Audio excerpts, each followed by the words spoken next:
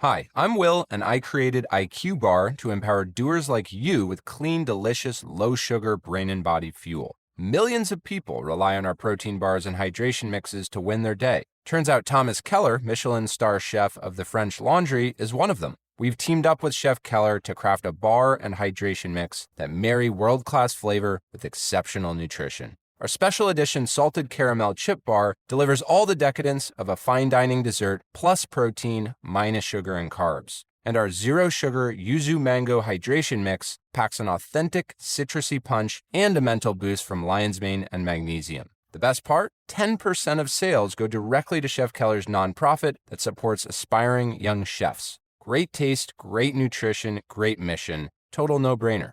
Go to IQBar.com today and enter promo code KELLER20 to get 20% off all IQ Bar products plus free shipping. That's IQBAR.com, promo code KELLER20.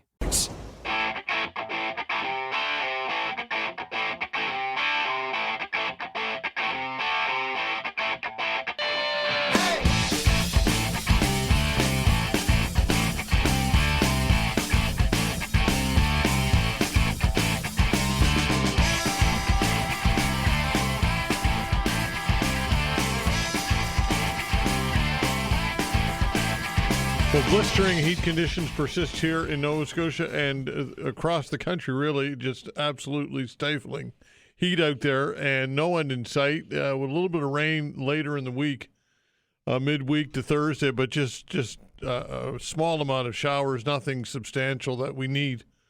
And we just continue to deal with this heat wave and this drought and these dry conditions, which of course, have led to a pretty controversial move by the government here in not only in Nova Scotia, but other provinces as well. And that is a ban on travel in the woods and restrictions in the woods and New Brunswick as well, and Newfoundland, and some steep fines in Newfoundland, even more so than here in Nova Scotia.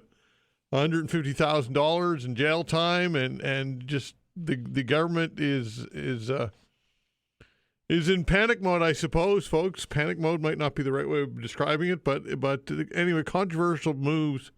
And depending on, obviously, where you fall on this, and as you might imagine, online is ablaze, pun intended, with response to this, and people's on both sides of it. But look, it's a controversial issue, folks, so I'll give you the opportunity to weigh in on it. As we do each and every day, we'll open the phone lines between 11 and 12 today for your open hour. And I'll ask you the question, do you support the restrictions or not? And why or why not? Simple as that.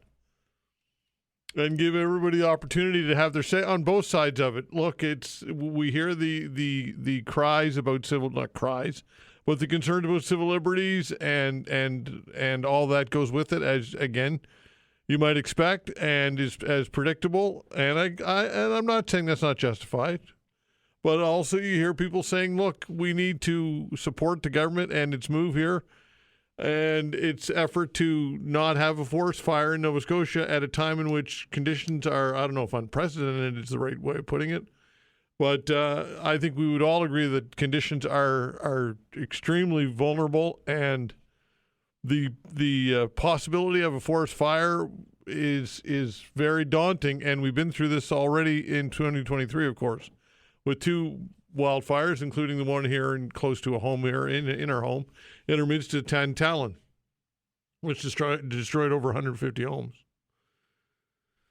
So, again, we will open the phone lines between 11 and 12 and get your take on all of this. And you can talk about whatever you'd like, of course, but that is something that I'm sure that some of you, at least, if not most of you, will want to talk about. I'd like to thank Vanessa Van Den Ness on the other side of the glass at the control boards, doing a fine job as always. And as mentioning the heat, another day of punishing heat and humidity expected to hit eastern Canada and British Columbia as well. Again, pretty much right across the country. Environment Canada says a heat warning remains in effect for all of southern Ontario, stretching north past of Lake Huron and Georgian Bay and east through southern Quebec. It could feel like 40 degrees Celsius with the humidity in some areas. Hot conditions are also, of course, as mentioned here in Atlantic Canada, and BC heat warnings in place for most of Vancouver Island, the Sunshine Coast, as well as several southern areas, and Europe dealing with a lot of heat as well.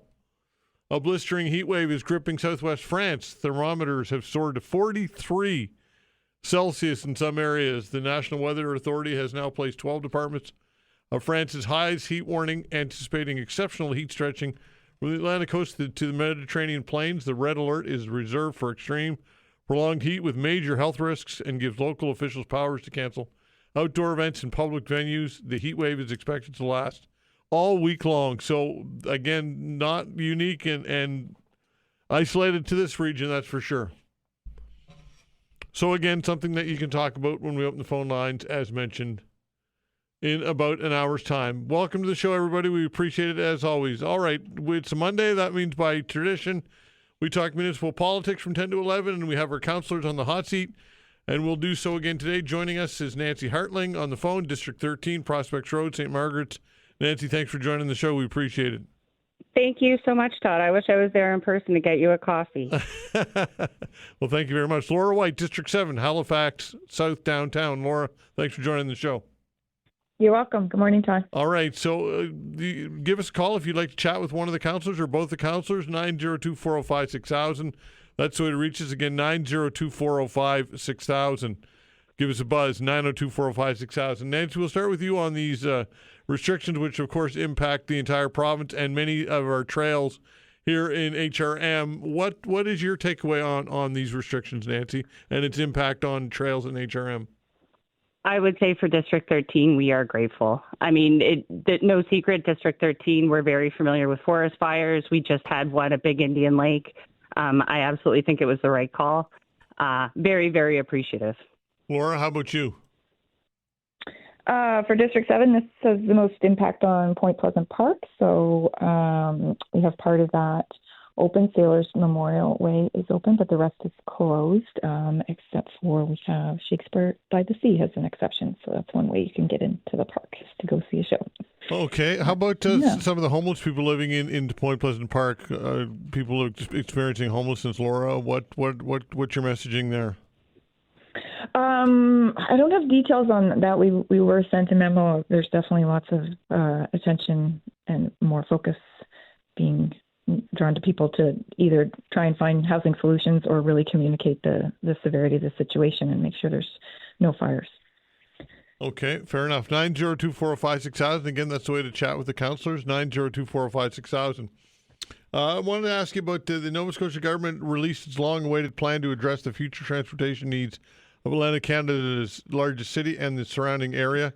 Of course, HRM Public Works Minister last week, Fred Tilley, told reporters the goal of the regional transportation plan is to transform the transportation system for Halifax and those areas within an hour's drive of the port city, a region that is home to 63% of the province's population. Tilley says the government has identified several projects for study, including intermunicipal bus service, a core street review in Halifax, options for a new bridge, new ferry terminals, new highway corridors, and bus rapid transit.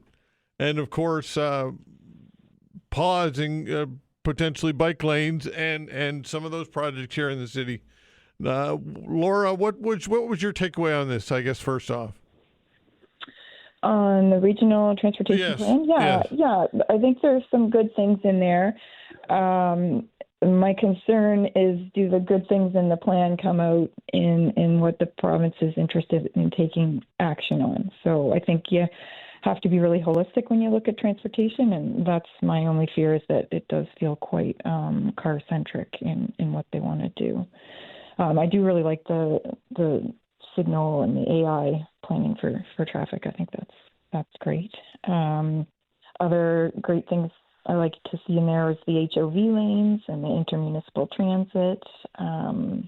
There was even mention of the pedestrian crossing over active transportation over the Northwest Arm, which is really exciting. So there's some great stuff in there. It's just what do we tackle first? I'd like to tackle more of the holistic things first. And by the environment lately, it feels like the province is more interested in tackling road capacity first. Nancy, what's your takeaway on this? Yeah, I think that to Laura's point, I think that there's a lot of good things in there. I think my only question is, when and how. I think it's the prioritization of it that I'm most interested in at this moment. I will say for District 13, there really wasn't a whole bunch there. I noticed that there were some park and rides, which I think is great, but they mostly fell outside of HRM. I would like to continue to see park and rides inside HRM and again in District 13. that would be most definitely welcome. The other thing is that, the 333 is desperate for another way onto the 103. I was, hoping that I would see something like that in there, and it wasn't. But that's okay. But like I said, more than not, my position is that I think that there are a lot of great things in that report. What I am most curious about is what's going to be prioritized. Those are really my bigger questions. But lots of good things in there. Okay, Laura, what's your takeaway on the controversy that is swirled around council and when it comes to bike lanes, of course, and all that Morris Street and all of this? Why do you think it's so controversial? I think it's controversial because I don't know if we're looking at the facts. Like, there's just been so many suggestions made suggesting that having cycling infrastructure causes congestion, and that's just not factual. So I think that gets people riled up because, I don't want anyone to sit in traffic longer than they have to either. But they're just not, it's not cause and effect. Like, we have to separate the two. Yeah. Nancy, do you agree with that there's misinformation out there? I think that that's some of it. I think what I would lean into more is just when it comes to bicycle safety. I think that that's really not being talked enough and it's not being talked enough or talked about enough. I would encourage people to, read the council package that came out that day. One came from, the community health from Nova Scotia, and they were highlighting, in Halifax, 73% of micro mobility collisions occur where there is no traffic or specific infrastructure such as bike lane or multi-use pathways. Just also that we added 600 shareable e-bikes and scooters onto the roads in HRM. I think that the safety piece really can't be overstated. What's the statistic? I think it's like 335 bicycle collisions between 2020 and 2024. That's really significant. I think that the safety piece has been put on the back burner, and I'm not really sure why. That's the part that I would like to highlight. Yeah. Okay, 902-405-6000. That's the way to reach us for our councillors. David's giving us a call. Hello, David. Good morning, Todd and councillors. I was just wondering that with all the wildfires that are going on, has anybody surveyed any of the loss of the wildlife that's out there, and all the people that have pets at home with the heat? And I was just wondering if they got an answer to either question at all. And I'm going to hang up and listen to the answer. All right. Either councillor want to talk about that? I'm sorry, I didn't quite hear the question. Yeah, I didn't really get it either. It sounded to me like one about wildlife and one about people experiencing the heat. So the only thing I was thinking of is the vulnerable persons registry. That would be there if that needs to be deployed. But I'm not familiar at all with the wildlife issue. Okay, 902-405-6000. Stephen, hello. Oh, hello. Hi there. It's a question for Nancy. Okay. You were with us at Canada Day in Westwood Hills, and I talked to you about the clearing of the area by the green space, and right. You were going to take it back to parks. And have you done anything? Yeah, so urban parks, I don't know where Westwood is in terms of the prioritization, but urban parks actually has they have taken on, more of a fire smart assessment. And so they are working towards clearing parks in a fire smart, safe way. I can definitely get back to you about where Westwood Hills is in particular. But yeah, it's a big thing right across HRM and District 13. We have, although, overwhelmingly most space in HRM is on private property, the public spaces or HRM properties, they also need to be fire smarted as well. Yeah. No, great question. Thank you so much for that. But I mentioned to you we had 3 contractors that were willing to do the work, and they could bill us or they could bill HRM, but they could start the work. So just wondering where that stands. Do I need to open up a 311 ticket and then send you the ticket? I actually have already. Well, if you want to call 311 again, I would never discourage that. Certainly, the more the merrier. I'm always an advocate of calling 311, but make sure that you get that reference number and that you send it to me too. That's the key piece for me. I'll certainly do that. I know you and I did a walkthrough with yeah, I remember, and the grass cutting day, and there was a lot there that day. Although I will say it was the best Canada Day. Well, bouncy castles everywhere too, but oh my gosh! But what a great Canada Day! I swear, I've never seen anything like that. Good for you, Westwood Hills. Yeah, we have the best in the municipality, but I'll open up a ticket for that. I'll send you that. But you said you were going to take it back to Parks, and I haven't heard a thing for anything. It's been about a month and a bit, so I was wondering where that stood. Should we engage private contractors, or should we? I would not. I would not recommend. I would not recommend engaging private contractors. I would go ahead and wait for Urban Parks to get after that for you. Awesome, because the RCMP have told us it's a privacy concern too. So sure. Sort of a security issue as well. Sure. So just wanted to follow up with you on that, and I'm really glad you're on the call today.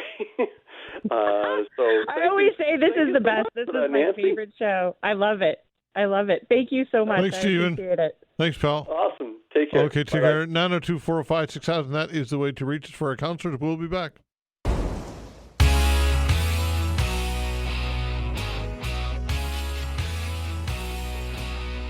And continuing with our councillors, Laura White and Nancy Hartling, taking your calls as well. The way to reach us is 902-405-6000. Again, 902-405-6000. Ron's giving us a call. Hello, Ron. Hey, how you doing today? Doing well. Listen, my question has to do with the rotaries, traffic circles we have in the city.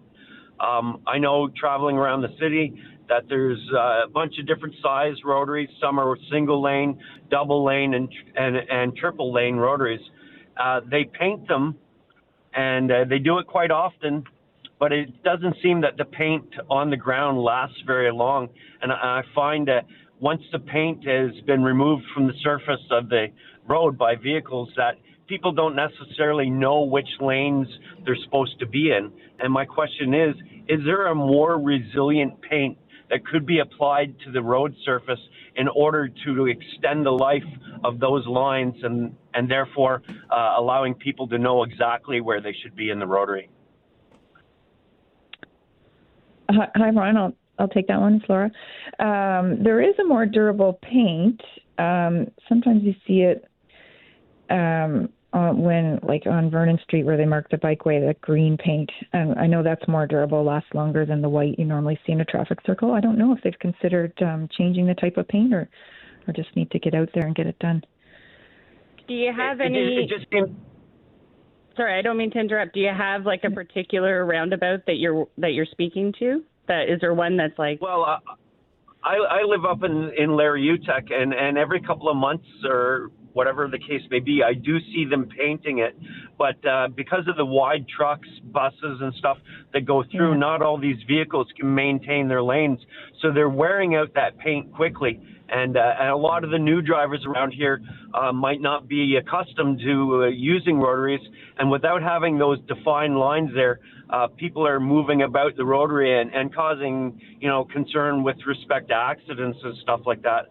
I was just curious, is there not something that would last longer and cut down on the city having to go out every couple of months and repaint these lines?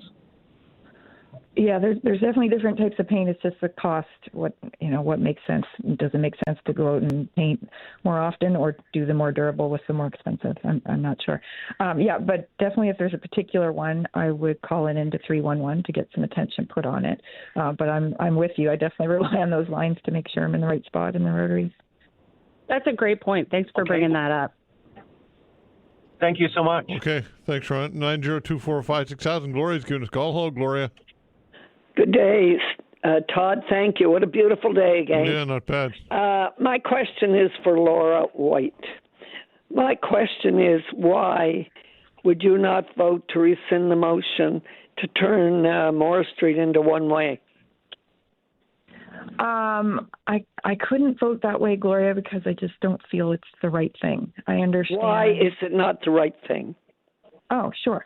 I looked at all the competing inputs for this project over months and months and months, and I know it's a compromise, but I just feel that it is the best trade-off for all the things going in. I don't see a better solution, so that's why I have trouble. You're not making any sense, Laura. What do you mean, all the things going in? I looked at all the things going in. Explain. Sure. So the concerns of the port are one. The concerns of people living in the Kennard building and working at Nova Scotia Power. We were able to find a solution that isn't confirmed by staff, but it's something they're looking into, is making Lower Water Street between Morris. Yeah, I know. Yeah, I know that. Yeah. So that's a solution for that piece. For the port, again, it's about what's ideal for everyone, right? Like, this is their backup route, and another backup route was determined as part of the consultation process. So they would prefer Morris, but it's not like they don't have another backup route. What's the other route? The other route, sure. The other route they have. Yep, it's going up Terminal, Hollis, Barrington, Inglis, Roby. That's their backup route if this was implemented. So to remember that Lower Water is still the primary. And then who else uses that? Don't the ambulances use it? And would you? Other people? I'd like to respond on the. Oh, yeah, go ahead, Laura. Sorry. Yeah. So emergency services. The decision to go one way down towards the water was at the request of fire. And just through all this, I've been looking at how it's done in other cities, and it's very common, and it's actually suggested inside the NACTO design standards for bicycle lanes to make sure they're wide enough and permeable for emergency services to use in that case. So that's something that's done around the world, and I'd like to see it done here because it's a good solution so that we can. You'd like to see it done, but the Premier does not want to see it done, and yet you voted against the rescission, knowing full well that if the motion didn't pass, the Premier was going to step in and tell you how it should be done. Yeah. Did that bother you? Yeah, I'd like to work more with the Premier. I've asked him for a meeting, both by email and person. I'd love to meet with him and find solutions. I'm more looking at, I would like to look for solutions. Solution to what? Yeah. A solution to what, Gloria? Council was not informed. Yeah, if I could just chime in really quick, just for clarity, that we had no foresight into the decision from the province in advance of that vote. But you didn't know who uses that street and how important it is? Did you know that? Well, of course we did. So my question to you then, Gloria, was when this was approved by the previous council in October, what has changed? I mean, the previous I don't remember them approving it in October. They did. Oh, the entire South Street project was approved in October. What was the motion? This whole project's been approved by two councils now, Gloria. It was approved in October 2024. What is the motion? Was it 4 to 11? I mean, or 12 or? No, actually, it was actually approved by, I believe, 15-2. There were only two people. I know that Councillor Purdy was one. I can't recall the second one. Two people with common sense. Anyway, I won't delay this any further, but just a message, Laura. I'm listening to you as a new council, and I can give you a little bit of advice. If you don't shake your head, you're going to have a very short career. So thank you very much and have a great day. 902-456-1000. What's your response to that, Laura? Did you have a response to that? Oh, dear. Well, I definitely want to work collaboratively with the province. I do. And I understand that we as HRM are an arm, a creature of the province. But I also understand that we've got experts doing the work and the consultation. So I just think we need to work more together on collaboration and not in the public eye, and really find solutions to projects rather than being just publicly letters and this and that back and forth. Okay, fair enough. 902-405-6000. Give us a call. We get open lines for you, folks. If you'd like to chat with one or both of our councillors, Nancy Hartling and Laura White are on the line, and we get some room for you as well. Again, 902-405-6000. Counters on the Hot Seat continues when we come back. Hi, I'm Will, and I created IQ Bar to empower doers like you with clean, delicious, low-sugar brain and body fuel. Millions of people rely on our protein bars and hydration mixes to win their day. Turns out Thomas Keller, Michelin star chef of the French Laundry, is one of them. We've teamed up with Chef Keller to craft a bar and hydration mix that marry world-class flavor with exceptional nutrition. Our special edition salted caramel chip bar delivers all the decadence of a fine dining dessert plus protein minus sugar and carbs. And our zero-sugar yuzu mango hydration mix packs an authentic citrusy punch and a mental boost from lion's mane and magnesium. The best part? 10% of sales go directly to Chef Keller's nonprofit that supports aspiring young chefs. Great taste, great nutrition, great mission. Total no-brainer. Go to IQBar.com today and enter promo code KELLER20 to get 20% off all IQ Bar products plus free shipping. That's IQBAR.com, promo code KELLER20.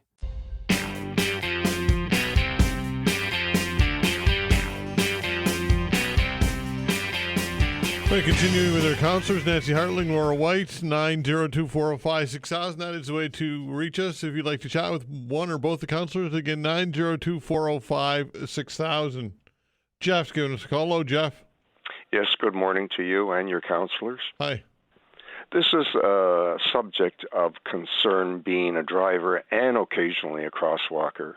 I'd like to see the exaggerated speed bumps painted yellow, which is more visible, especially with snow.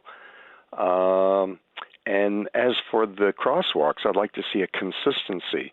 The amber lights are the only ones who obviously the drivers can see, because some drivers are hesitant to stop, and then other crosswalkers will push that button and step out without looking to see if the car will stop.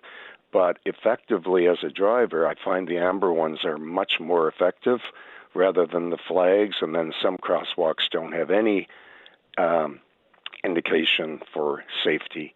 And that's my comment, and I hope you have a good day. Okay. Any comments? I'll take that one.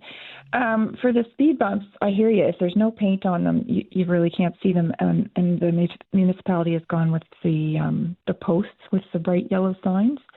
I think they've chosen to do that because the paint would wear away. So those signs are usually there beside the speed bumps.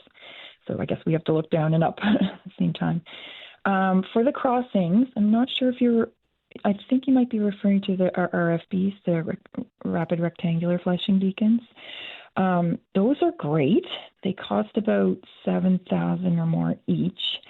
And my only concern about them is kind of what you're saying, is that we like them. They're really good and really effective, but they're not everywhere. So we have to really keep an eye out and remember our responsibility when driving to look for pedestrians anywhere, really, to be ready for somebody to jump out or be able to slow down if something happens. So, it would be very expensive to have those at every single point a pedestrian may cross.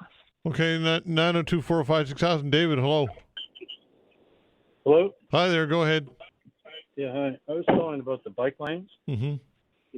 I work downtown. I work in the area of Duke and Hollis Street. And in the last couple of weeks, I've seen several incidents that are very disturbing, where the bike lanes limit the traffic flow on the street. I've seen fire trucks trying to go down the street following 18-wheelers or whatever's in front of them, and an ambulance. And the 18-wheelers can't pull over because they've got no room to pull over. There's parking in one lane, there's a bike lane on the other side, and emergency equipment can't get through.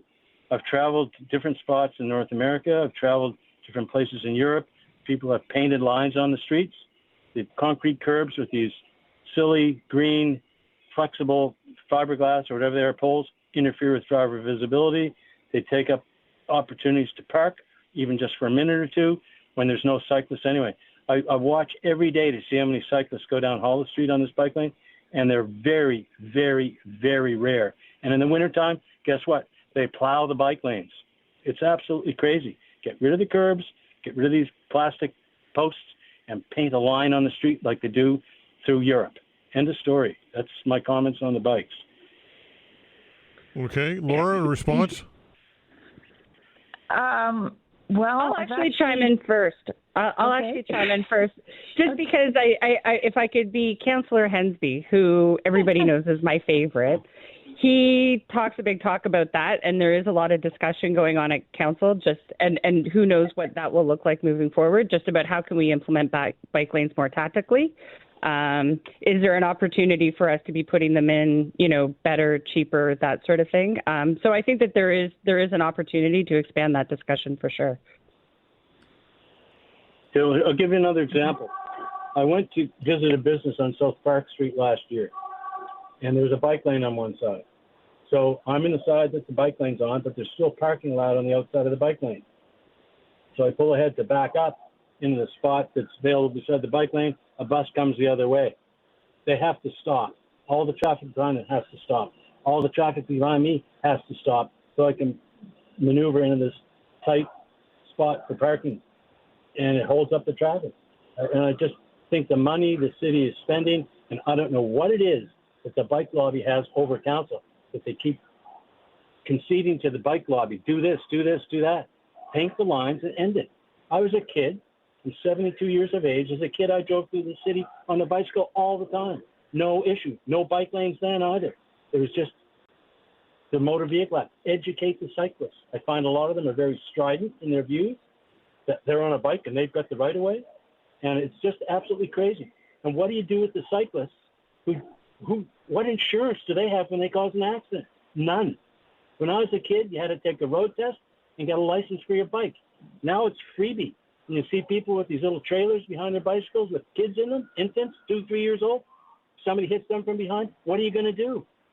I think it's very absurd how the cyclists just seem to run rampant. They're sometimes in the crosswalk, sometimes they're on the street, sometimes they're on the sidewalk. There's no control.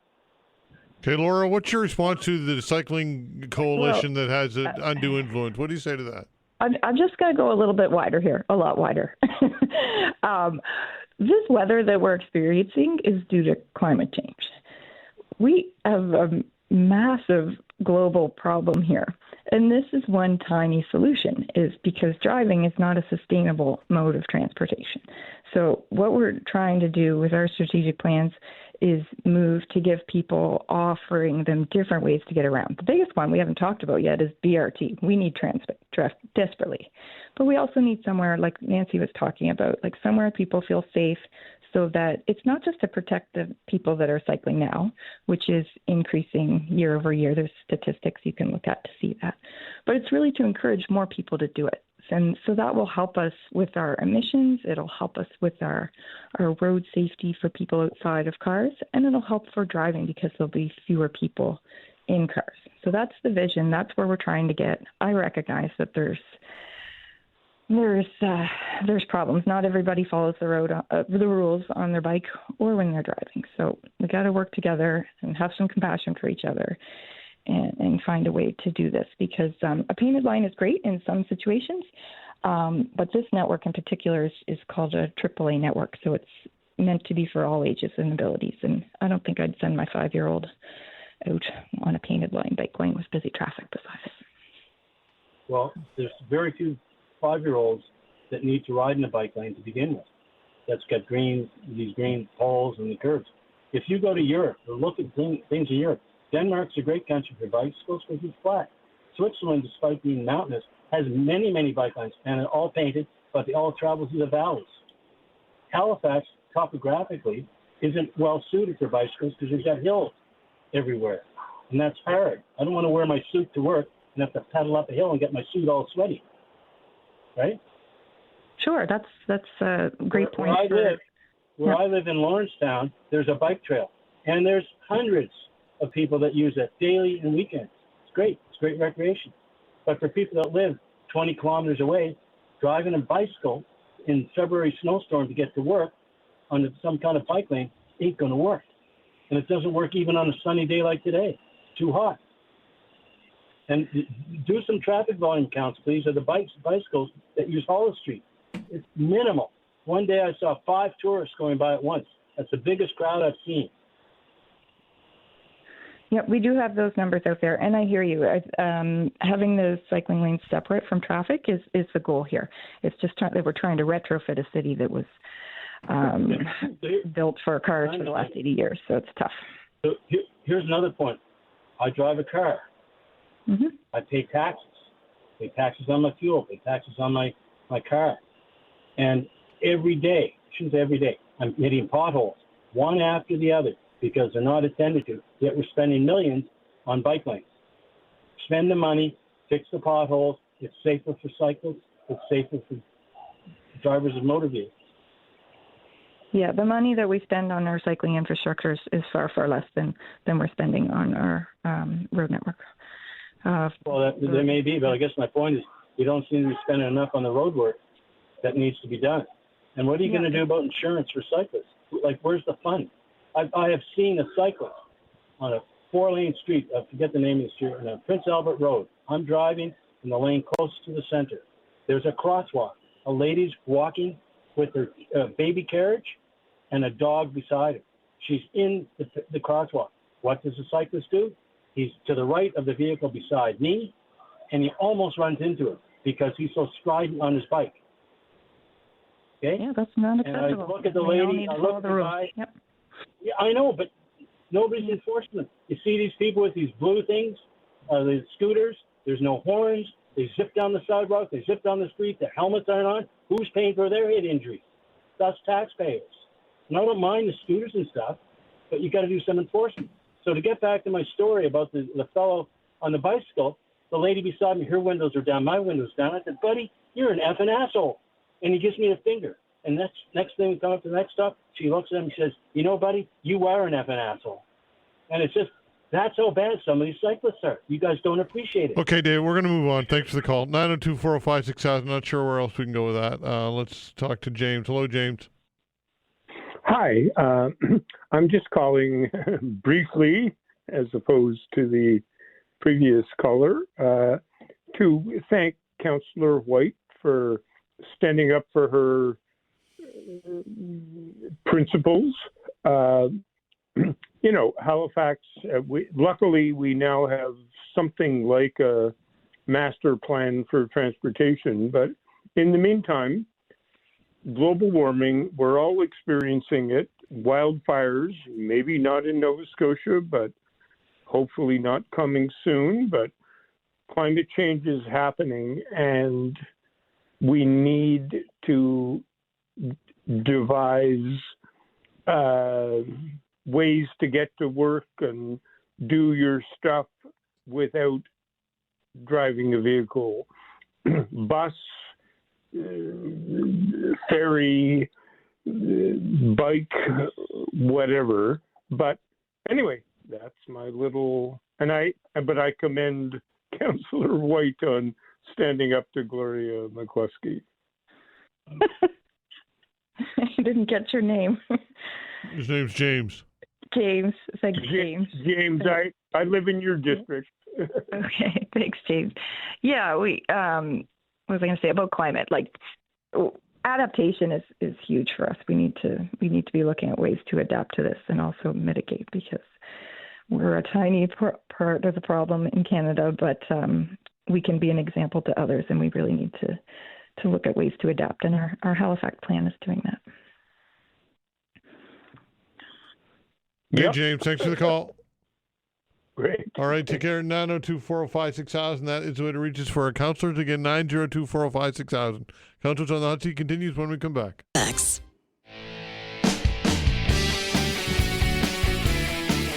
All right, talking municipal politics with our councillors, Nancy Hartling and Laura White, taking your calls as well, 902-405-6000. That is the way to get a hold of us. John, hello. Hello. Hi there, go ahead.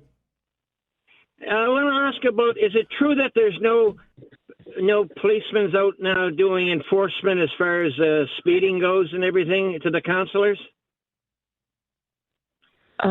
Police definitely enforce speeding. I'm not sure your question. Yeah.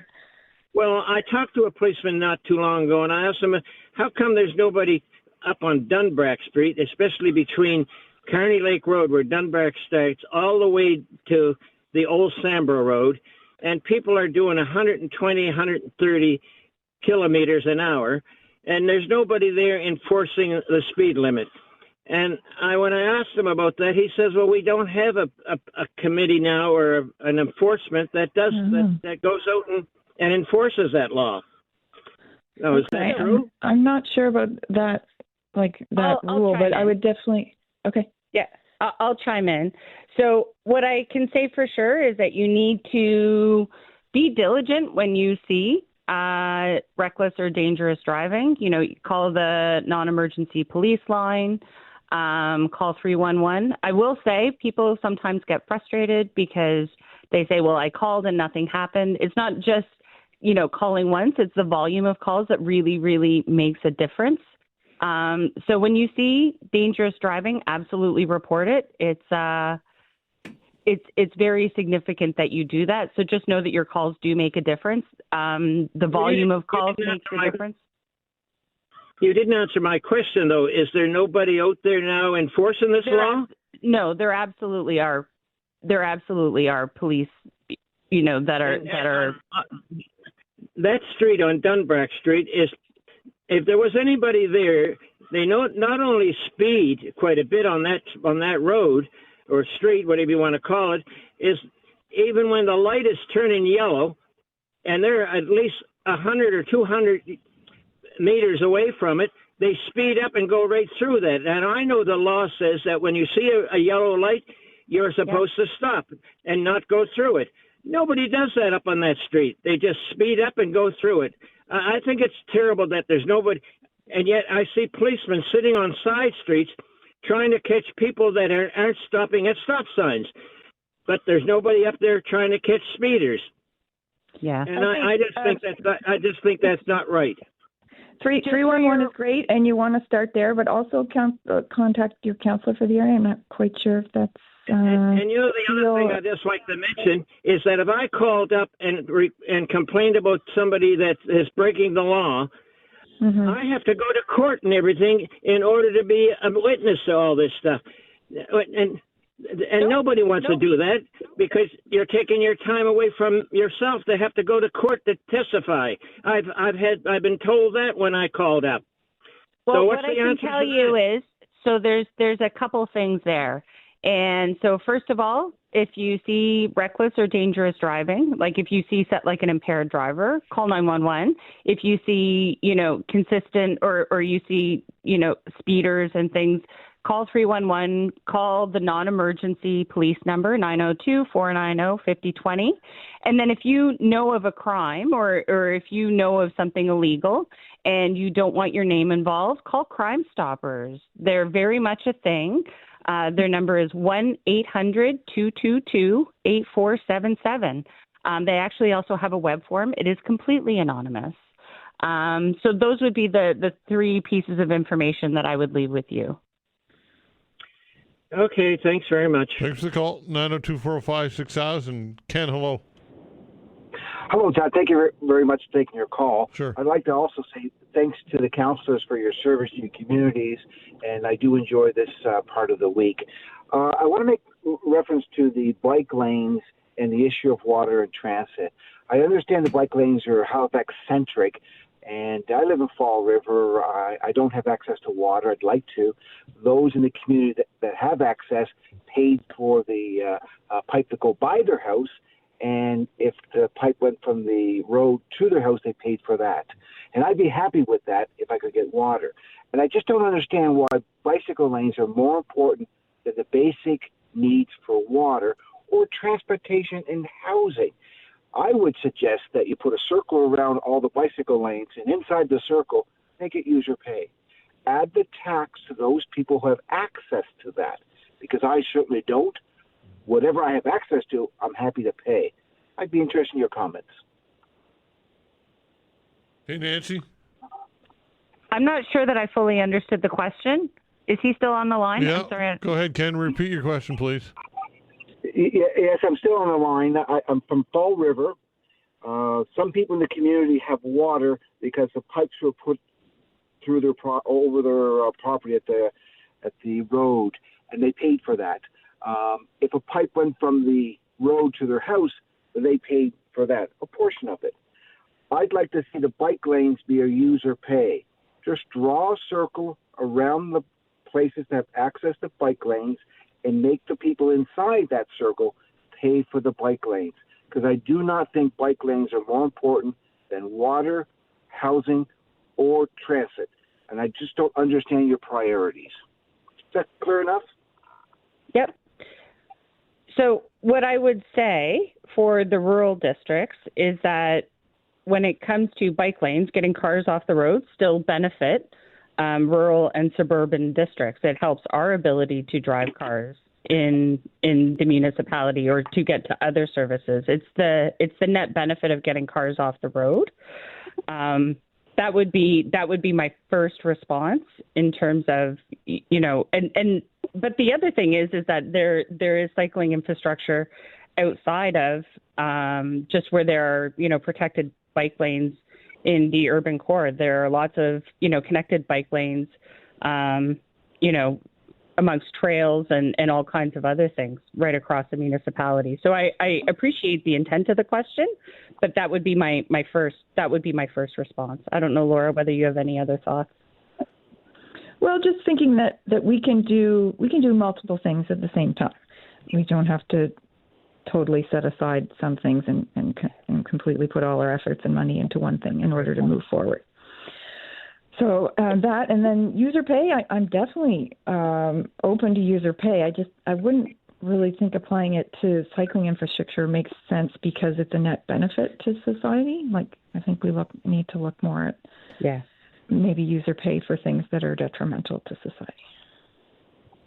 I really don't agree with that because there's already been proven how many people have used the bicycle lanes and the demographic for it.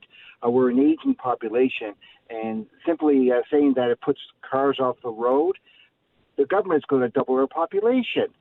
So there's going to be more and more cars on the road. But we don't have the basic needs covered first. The luxury of a bicycle lane, sure, if it's in Toronto or Montreal, but Halifax wasn't built for bicycle lanes. And what you've done is you've caused confusion, you've upset so many people, and basically you've wasted $90 to $100 million on your pet peeve, vice helping the community at large. BRT is all I can say. We need to go BRT. We need that so badly. So I think that's where we need to focus our big money on. Cycling infrastructure is peanuts compared to that. Okay, Ken, appreciate your comments. Thanks for the call. We're out of time. All right, Nancy, thanks for doing it. We appreciate your time, as always. Great. Thank you so much. Okay, Laura, thanks to you as well. Thank you so much. Okay, Todd, see you next time. All right, take care. All right, Laura White, Nancy Hartling, and that's our councillors on the hot seat. Now we get some time for you. What is on your mind in general today? 902-405-6000. Again, 902-405-6000. Your calls when we come back. Hi, I'm Will, and I created IQ Bar to empower doers like you with clean, delicious, low-sugar brain and body fuel. Millions of people rely on our protein bars and hydration mixes to win their day. Turns out Thomas Keller, Michelin star chef of the French Laundry, is one of them. We've teamed up with Chef Keller to craft a bar and hydration mix that marry world-class flavor with exceptional nutrition. Our special edition salted caramel chip bar delivers all the decadence of a fine dining dessert plus protein minus sugar and carbs. And our zero sugar yuzu mango hydration mix packs an authentic citrusy punch and a mental boost from lion's mane and magnesium. The best part? 10% of sales go directly to Chef Keller's nonprofit that supports aspiring young chefs. Great taste, great nutrition, great mission. Total no-brainer.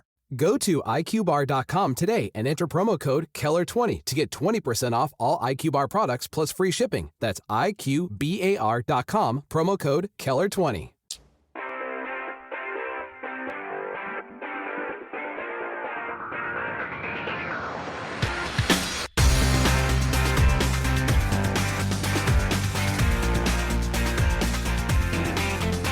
All right, taking your calls. So to reach us is 902-405-6000. Give us a buzz. Again, 902-405-6000. 6000. What would you like to get into today? Of course, it's an open hour, so whatever you'd like. But one of the things that I'm asking you is the woods ban, the trail ban, the fire ban continues in Nova Scotia until October 15th or conditions improve. Do you support or oppose the move? Why or why not? Pretty simple, folks. And again, want to hear from you. What is your perspective on this? Again, 902-405-6000. Of course, there's claims of government overreach, civil liberties, encroachment, etc. You've heard all of these arguments before, I'm sure. Or is it a small price to pay compared to the potential for a devastating wildfire? Those are basically the two questions, or the two responses. So where do you fall on this and why? 902-405-6000. And is this the new norm? And if so, do we need a better long-term plan? Because if every summer we're going to go through this, we're going to, for all intents and purposes, shut down our forests every summer for a protracted period of time, then you're talking about forestry. And by the way, we'll be talking about this impact to the forestry sector later in the show when I chat with Todd Burgess at about 12:45, the Executive Director of Forest Nova Scotia. But we're talking about tourism, camping, recreation, on and on it goes. So if this is the new norm, as many people suggest that it is, that we're going to see drier and hotter conditions in the summers. And so do we need a better long-term plan in order to maneuver or be able to respond to this? Because it's simply shutting down the forests every single summer is not sustainable, in my opinion. And so what's your takeaway on all this? Or whatever else you'd like to get into. Again, 902-405-6000. Albert's giving us a call. Hello, Albert. Yes, I already expressed my opinions last time I called about the fire bans. It's kind of a sledgehammer approach, but yeah, obviously we do have to protect our forests.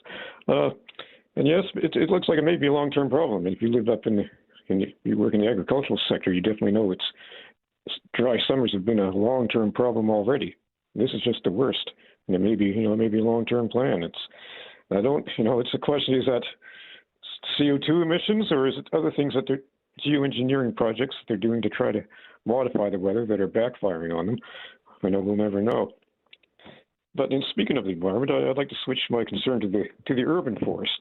It's a slightly different topic. It's I didn't get through the councils on this, but we were talking about the usual talk about the bike lanes and all the oppositions coming from motorists. And I do support the idea of microtransport. I think it's a great thing to see people out there moving around on bicycles and getting by on their own power. Yes, but I just hate the combination of OCD behavior mixed with public posturing and virtue signaling in their approach to building bicycle lanes. First of all, we're deluding ourselves if we think bicycle lanes in Halifax are going to have the tiniest iota of effect on the total CO2 emissions in the world. It's not going to really be worth it. You can go ahead. I support bicycle lanes for safety reasons, but it's certainly not going to help the environment. And if we're going to bring 1 million people in from all around the world to Halifax, we have to realize that people aren't coming to Canada to ride bicycles.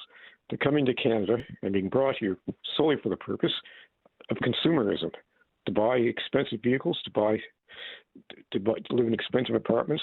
Its population growth is to benefit the 1% at the top of the consumer and whole, Okay, Albert, Albert, hang on. In fairness, when it comes to population growth and demographics, it is, we all know if 75% of the population were 65 and older, or even 60% were 65 and older, then that doesn't work, right? That equation does not work. Do you agree or disagree with that?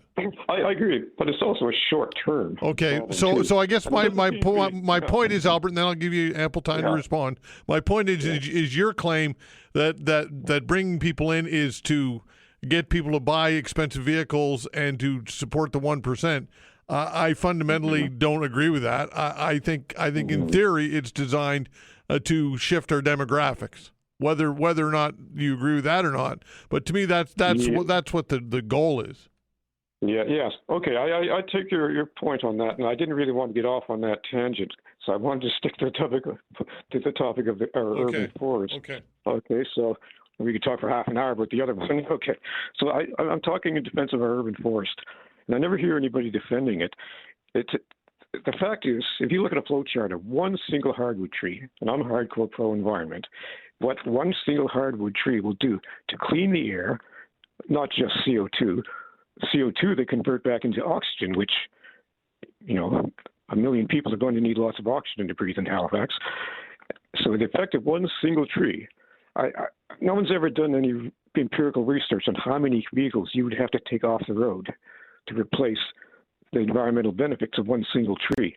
And this bicycle plan calls for upwards of 250 of our majestic urban hardwood forest. And Halifax used to be known, that used to be one of its nicknames, the City of Trees. We could take pride in the fact that we had, over the centuries, planted, one of the most majestic urban forests in the continent. And now that I see nothing but threats to it. You look at other cities like Victoria, where you have to get a permit from the city to cut down a tree on your own property. Halifax, a developer can come by and say, that tree's in the way, and just hack away at it and make a mess. There's no protection for the urban forest. And now they're planning on widening Roby Street on top of the bicycle lanes. Mm-hmm. There's a plan to take away all the majestic elm trees on Roby Street. I drive for a living. It doesn't matter that much to me. If it's going to take me 5 minutes longer to get from Point Pleasant Park to Yonge Street, but by taking down this huge swath of our urban forest and the oldest elm trees. And Halifax had a very commendable tree protection program.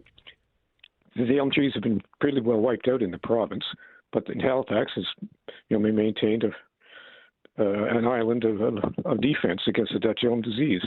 Now they're just going to cut down these trees because they're in the way. So what I see, it's all just mostly public posturing. And one of the worst offenders is Councillor Cleary, who likes to campaign on a ticket of being all for the environment. When this man is a rapid growth proponent, he likes to facilitate developer interests in every project he's voted on. He's totally oblivious to citizens' input at all these ad hoc public hearings they have, which is really just a whitewashing to say we listen to the public, but we're going to vote our way anyway.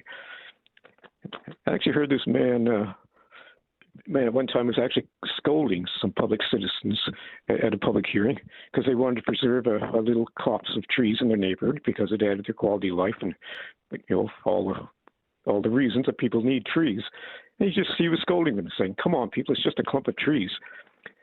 And this man wants density. He wants high-rise concrete blocks replacing our... Okay, Albert, you kind of are all over the place, so just kind of tie it in, and because we're running tight on time here as far as... Well, okay, thanks for being with me. Yeah, thanks. Okay, all right, 902-405-6000. Let's see here. Let's talk to Rick. Hello, Rick. Hey, good morning, Todd. Hi there. Look, regarding all of the different statistics regarding bike lane usage, I have some serious problems with it because just about a year ago, actually back in October, I heard Councillor Purdy talking about, her kind of opposition to bike lanes in Cole Harbour because, for obvious reasons, you can't drive into town from there, up Breakheart Hill, et cetera, et cetera. So I did some bike counts myself. Now, I'm situated overlooking the main bike route from Halifax to Prince Albert Road in Dartmouth, which leads to pretty much everywhere. It is the one they spent $25 million on and put a path right through Sullivan's Pond, dedicated bike lane. The street has the fancy green embedded in the concrete bike decals, and anyway, they ripped up the entire street.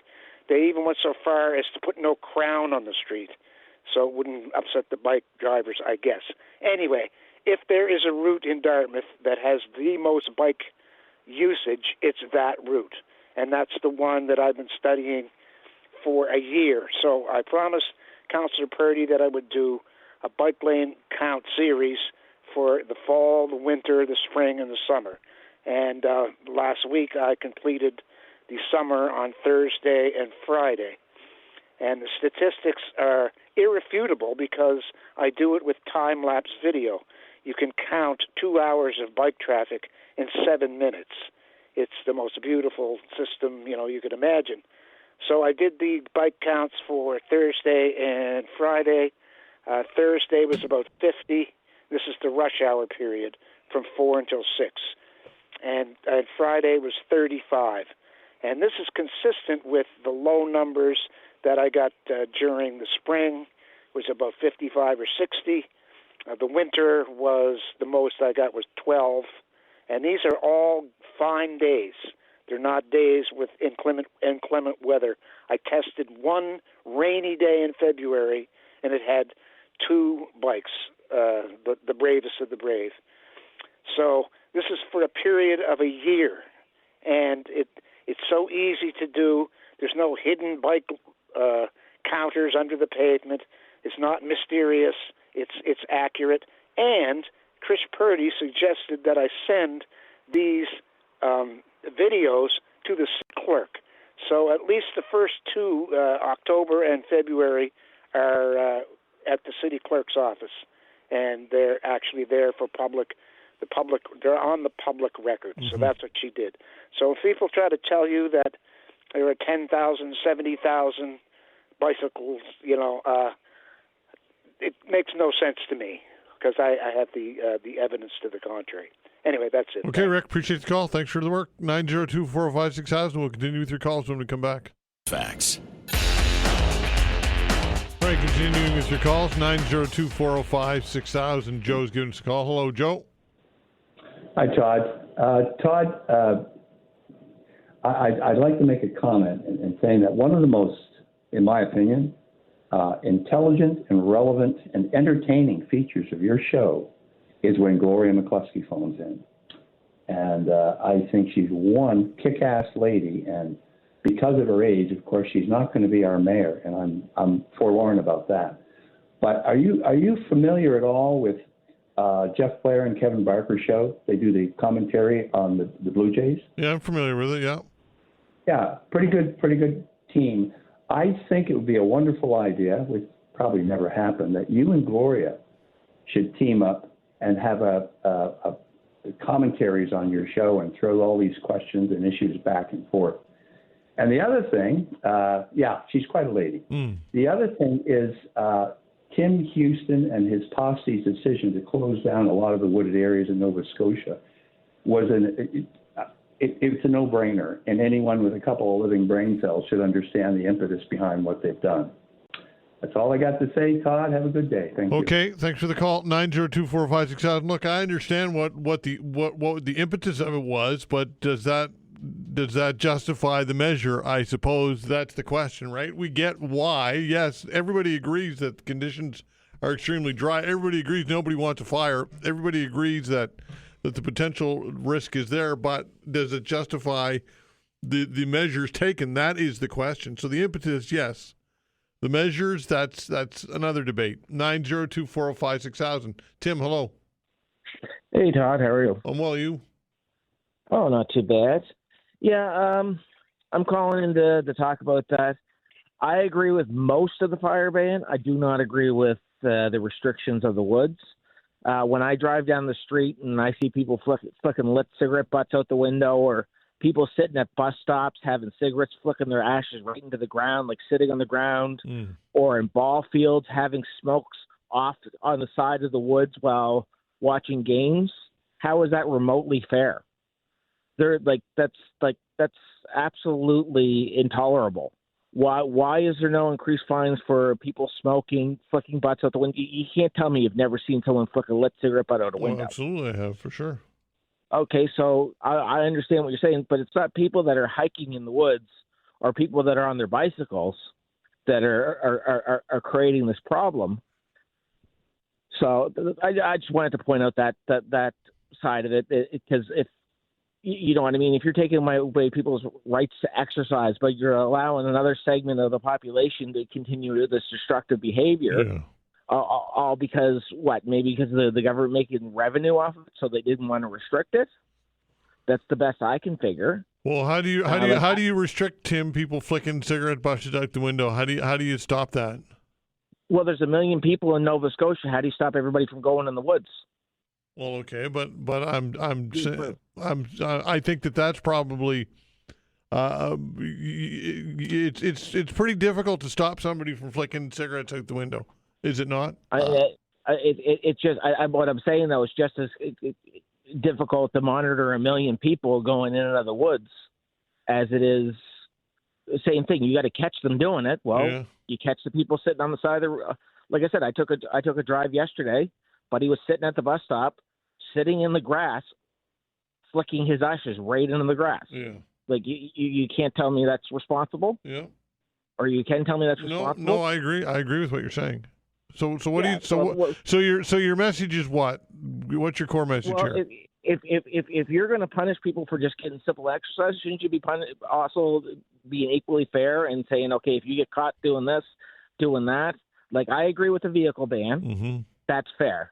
You know what I mean? You have hot engines, you have everything going through the woods. I understand that. But as far as people on bicycles and just simply hiking, that's because you're right. This isn't sustainable. This isn't reasonable. You can't keep doing this. It's gonna it's not fair and equitable to someone that has literal fire in their hand. Right. Yeah. You know, versus like I don't know about you, but when was the last time you went fast enough on a bike that you had left flames behind you? Yeah. Yeah. So. Yeah, for sure. So Tim, I guess you're saying somebody should be fined for smoking in a certain area. Like what's your key point here? Well, if you're caught doing it, why isn't there a stricter fine for that? Well, like if you want to fine people for like walking in a wooded trail, like shouldn't there be like not necessarily intent, but the odds of probability are a lot greater with somebody that's flicking a cigarette or smoking in the grass. Like, if you're going to restrict me from going into the woods, well, why aren't you going to say, okay, well, you can't really smoke at that bus stop sitting in the grass? Yeah, that's reasonable that you could cause a fire. Mm-hmm. And that's basically what I'm all getting at. I understand people are upset. I do think it's with the extreme measure they took. I think it's infringement. They violated at least 2 or 3 parts of the charters or rights, not limited to the Treaty Act. Mm-hmm. So I'm just going to kind of leave it with that. I had something else to say. Okay, Tim. All right. Appreciate the call, pal. Take care. Thanks for the call. 902-405-6000. That's the way to reach us. Again, I go back to the question, what do we do if this is the norm that somebody suggests that it is? These types of summers. If this is the norm, do we continue to shut down our forests every summer? Or do we have to have a better plan? And I would suggest we need a different plan. What's your takeaway on all of this, folks? Or anything else you got in your mind? Again, the way to reach us is 902-405-6000. We'll continue with your calls when we come back. Hi, I'm Will, and I created IQ Bar to empower doers like you with clean, delicious, low-sugar brain and body fuel. Millions of people rely on our protein bars and hydration mixes to win their day. Turns out Thomas Keller, Michelin star chef of the French Laundry, is one of them. We've teamed up with Chef Keller to craft a bar and hydration mix that marry world-class flavor with exceptional nutrition. Our special edition salted caramel chip bar delivers all the decadence of a fine dining dessert plus protein minus sugar and carbs. And our zero-sugar yuzu mango hydration mix packs an authentic citrusy punch and a mental boost from lion's mane and magnesium. The best part? 10% of sales go directly to Chef Keller's nonprofit that supports aspiring young chefs. Great taste, great nutrition, great mission. Total no-brainer. Go to IQBar.com today and enter promo code KELLER20 to get 20% off all IQ Bar products plus free shipping. That's IQBAR.com, promo code KELLER20.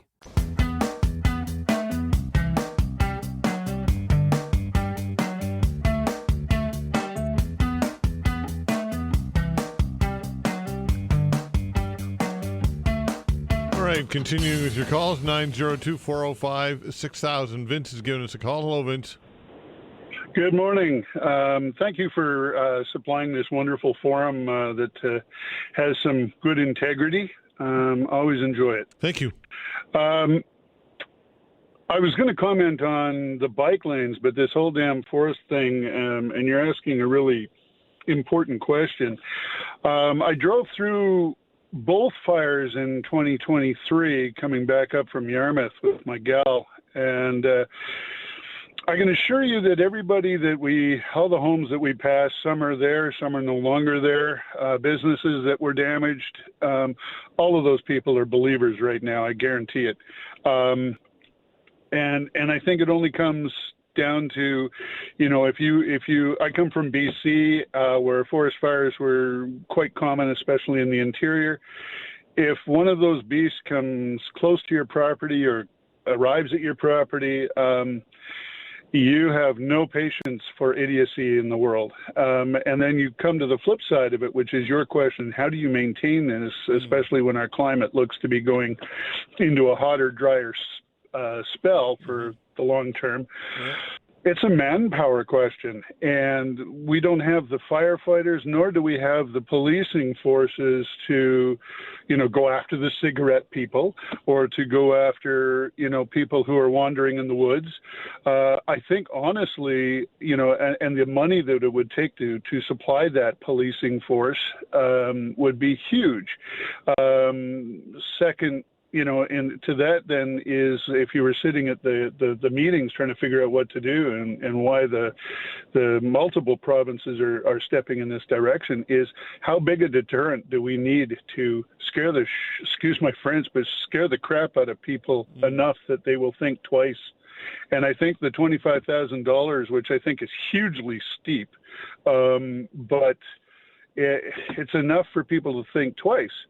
The other problem is my gal and I have 5 acres on Surratt's Island, which is mostly wooded. It takes us, 2/3 of a kilometer to walk into our little camp area where we have created a place to, go kayaking and what have you. And we have some tents and stuff.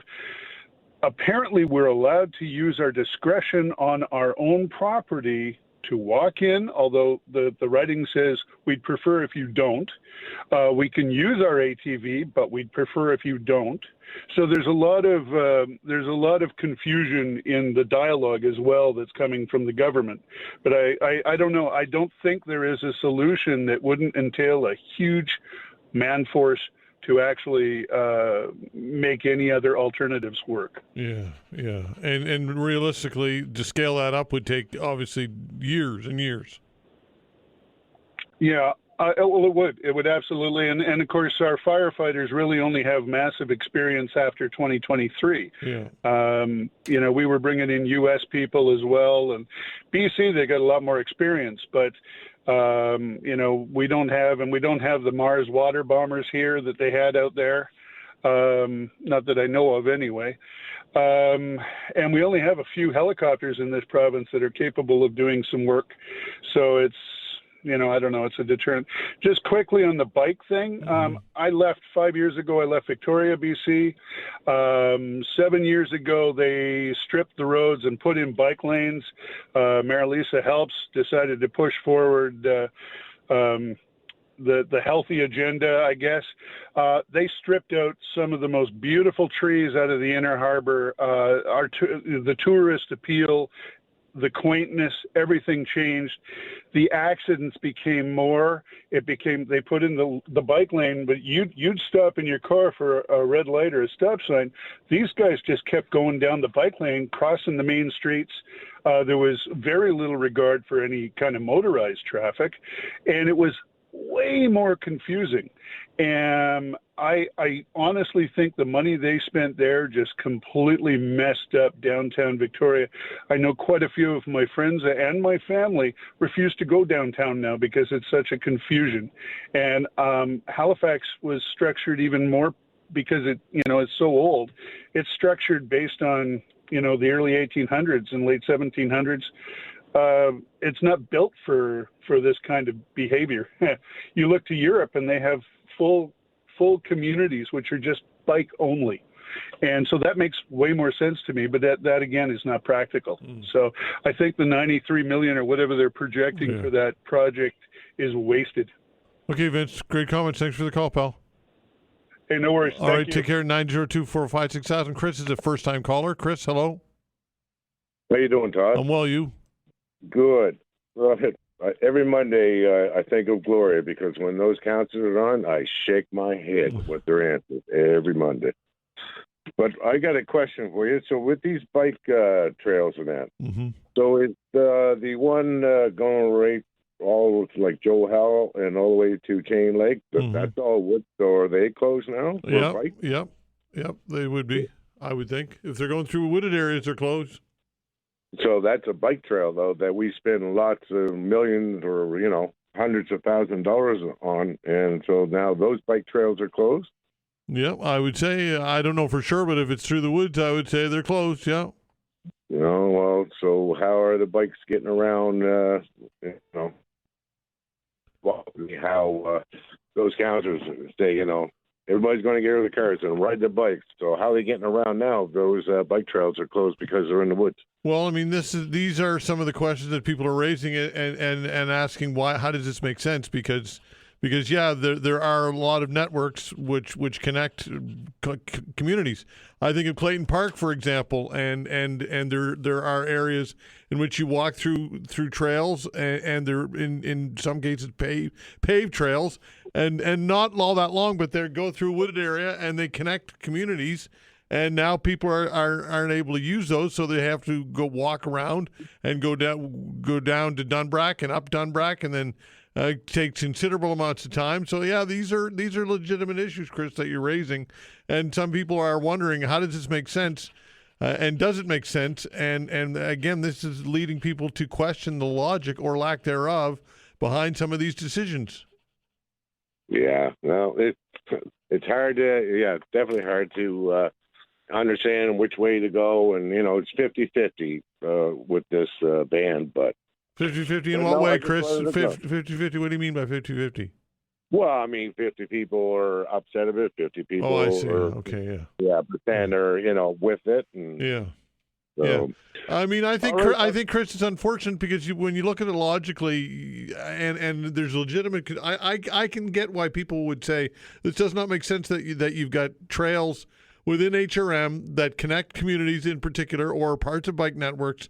Why you would close those? I think that there's some legitimacy to people who question that and have concerns with that. I can see why people would question that, Chris. I do. I get it.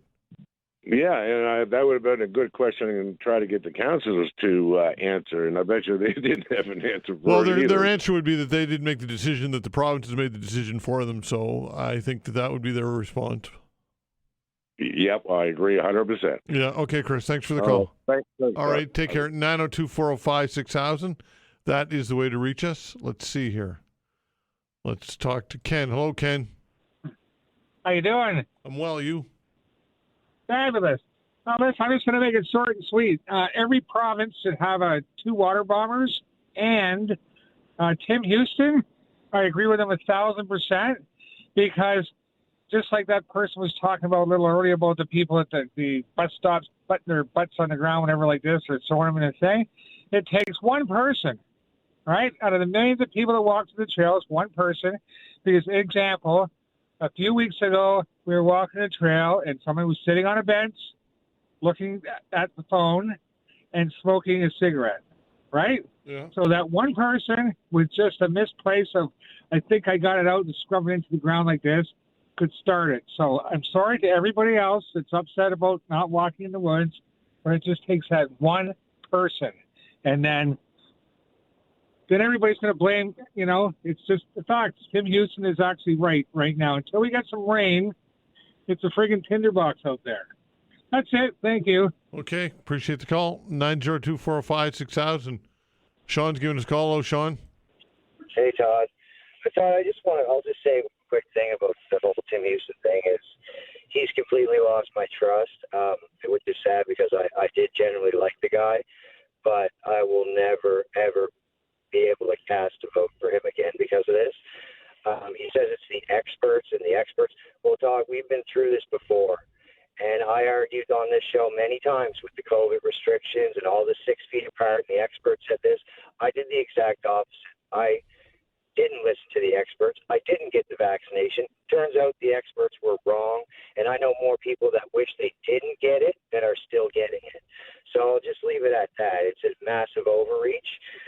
So the reason I called is, remember last time we spoke a couple weeks ago, and I mentioned how the U.S. economy was absolutely on fire, and it's never been better down there, and you said, no, I was wrong, and it wasn't that way. Well, I don't know if people have seen this, but Q2, quarter two, the United States economy grew by 3%, one of the biggest jumps in decades. Canada hasn't grown in decades, 0.5%. Secondly, I don't think people know this either, but last month, this country lost 41,000 jobs to our economy. Our economy is suffering right now, and we have a prime minister who is spending money greater by massive bigger than the COVID funds with CERB. And now we have him, like I brought up last time, how Brookfield and his battery car mandate is, in my opinion, corrupt, and it's wrong. Conflict of interest shouldn't be there. And now we had him come out, and his big problem-solving fixing was to basically give CERB to the soft mill lumber companies. You remember that? He gave the big announcement of how he's putting all this money in for all that. Well, it turns out that, again, here we go again, Brookfield Management. Brookfield Management is invested in two of the biggest timber mills in Canada. I think it's Fraser Western Timber, and then they actually have their own Brookfield Timber. So it's just like, it seems Canadians are suffering under his prime minister, and Brookfield is benefiting the whole way. Every turn he makes, Brookfield is involved. And he's not paying attention to what's going on in this country. He's given out, like, I don't know why you don't have Franco on anymore. Why is that? I had Franco on less than a week ago, so sorry about that. Oh, sorry. But because he is the one that I'm finding all this out about, that how the spending is absolutely out of control, like worse than Justin Trudeau in the COVID days, right? And I just don't know where this country is going under this man's. He's supposed to be this massive, big star economist, and Todd, our economy is tanking. Like, I mean, 41,000 jobs in this country is a massive hit in a month. Where does that bring us if these tariffs and this deal isn't made? The United States made a deal with the UK. Remember how Carney said, oh, we're more in line with UK than we are? Well, how come they got a great deal, got their thing, and they still got to keep their digital service tax that they had in place? They got to keep theirs and their deal. We didn't even get a deal, and our prime minister canceled it right away without even having a deal. Okay, thanks for the call. Appreciate the call. Investigate this. Appreciate the call, pal. Take care. 902-405-6000. We'll continue with the calls when we come back. Right, continuing with your calls. 902-405-6000. Paul's giving us a call. Hello, Paul. Yeah, good morning, Todd. Hi there. I wanted to talk about government overreach and this walking in the woods ban, which is ludicrous on its face. Since COVID, our leaders have become very accustomed to issuing decrees, even outside of the normal way our democracy is supposed to run. There was no discussion on this ban. There was no data provided to justify it. There was no vote in our legislature to support it. And yet Premier Houston is able to affect the lives of all of us through a simple decree. This is not the way that we're supposed to be governed. So, I just think bigger than the walking ban is is the way that our leaders are behaving. They're treating us as children, really, and I think that's a bigger issue than the walking in the forest issue. What other examples do you have since COVID that this type of measure has been in play or used? Well, I don't have specific examples since COVID. Yeah, because I can't think of any since COVID. I'm not being argumentative. I'm just illuminate me, please. Okay, I wasn't prepared for the question, but here's an example. You made the claim that there have been examples. Okay, all right. Yeah, but here's another example. Yeah. Mark Carney stating that we're recognizing Palestine as a state. That's the sort of thing. And it has been talked about in the past in Parliament, and that's the way it should go. And yet he's come out in the middle of a so-called crisis and made this pronouncement, which really put in jeopardy, our economy going forward. So there's an example. Well, how does that compare to erosion of civil liberties and an overreach of civil liberties in Canada? Well, it has to do with him. He said he's speaking for Canada. Yeah. He doesn't. Our Parliament does. He sat down at the very start of his tenure and signed a very Trump-like executive order. That's not the way we're supposed to be governed. Okay. All right, Paul. Thanks for the call. 902-405-6000. Scott, hello. How you doing today, Todd? I'm well, you? Yeah, good, man. One thing I've been listening to, all this fire ban stuff and everything like that, I agree with just about everything most people say to a point. But I've been talking to a lot of people that lived around here a long time in Nova Scotia, and the lakes are at an all-time low too, right? So these water tankers and water bombers, they might not even be able to scoop up any water out of these lakes because the lakes are too low. There's rocks showing up through a lot of these lakes. So the alternative, they have to go to the ocean.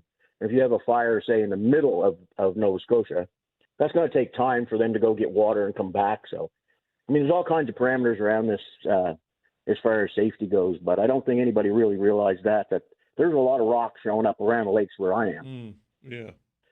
Yeah, and I'm not sure how problematic it is to scoop water from the ocean because of the I would think that the waves and it might be I don't know what the protocol is for water bombers and ocean deployment. I'm not sure. So. Yeah, well, it does do it because like out west they go out to the ocean too out west, out BC and Washington State down there. Okay. Okay. It's so how do they know even how much water's in these lakes? If you see rocks, you think you're going to put your tanker down in there and try? Yeah, no, that's a good point. That's a good point. 6,000 pounds of water. Yeah, that's a valid point. I suppose increasing our helicopter capacity wouldn't be a bad idea, though, right? No, exactly. That's way more safe than this plane coming in there at so many knots and filling up these two tanks in its belly and flying off with a load of water, right? I mean, but we should have something. And I think you're right. I think this helicopter thing, like scoop down with the bag and stuff, would be better than in this situation, because this is as dry as it's been in a long time. Even if you talk to the old folks, right? This has been a long time, and it's not over yet. Yeah. Okay, Scott. Good points. Thanks for the call. Thank you, bud. All right. Take care. Tim, hello. Hi, Tim. Yes. Good morning. Good morning, Todd. Hi. I should have got this in earlier because I never got an answer to it last time, which is I don't understand why bikes don't travel in the opposite direction of traffic. And I'd asked this question before and never heard any kind of an answer to it, so I was kind of hoping somebody would have some sort of an answer, but we've never gotten one yet. And I'll just pop this in and then I'll get off. I do agree that our civil liberties are getting to be in serious trouble if they can squash them as quickly as they do with no with no alternative from the legislature. But anyway, we'll have to see what happens with that. I'm not a big fan of totally closing the woods, but that's not really up to me. Mm-hmm. But anyway, I'll go along with it, of course. But anyway, why bicycles can't travel in the opposite direction of traffic, I think it'd be much safer for both parts, traffic and the bicyclists anyway. Anyway, I did bring it up before, and it was probably too late, and I'm probably too late again this morning, but I'm yet to hear an answer for why that can't happen. I don't have the answers for you, Tim. I think you brought it up before, and my response is the same. So I apologize. Yeah, I don't have any answers. And I've never heard anyone offer an answer to that. I've been waiting. I've had that question for a number of years, and yet I haven't really brought it up publicly before, but there never seems to be an answer to it. And anyway, perhaps we'll get one. Okay, Tim, appreciate the call. Take care.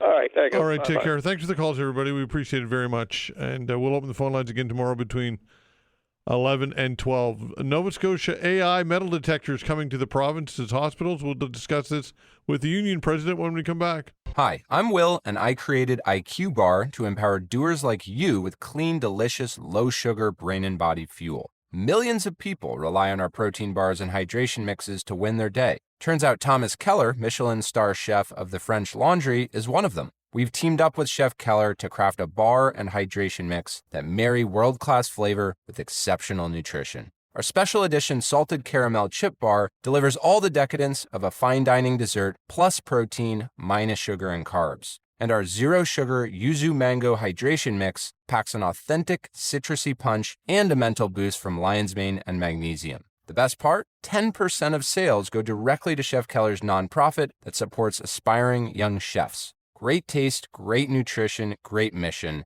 Total no-brainer. Go to IQBar.com today and enter promo code KELLER20 to get 20% off all IQ Bar products plus free shipping. That's IQBAR.com, promo code KELLER20.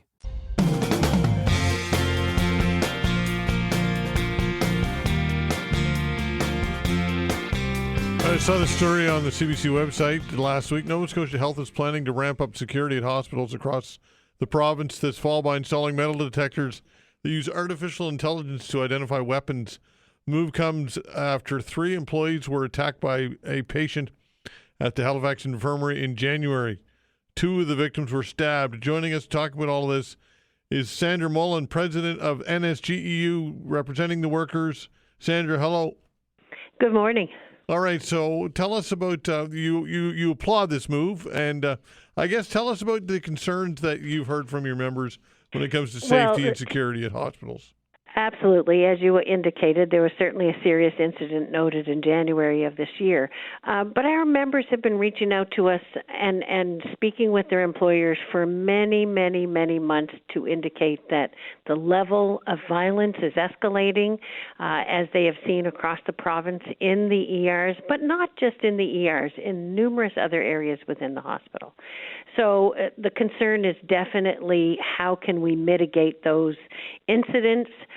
Nothing is going to be completely foolproof, but this is a really good step. They've tried these machines in a test run in the Truro Hospital, and they do identify some things. It's kind of from what I see like an X-ray, no different really than the airports. So they're scanning these things coming in. It's quicker, but it never replaces that human work that we see with our security folks.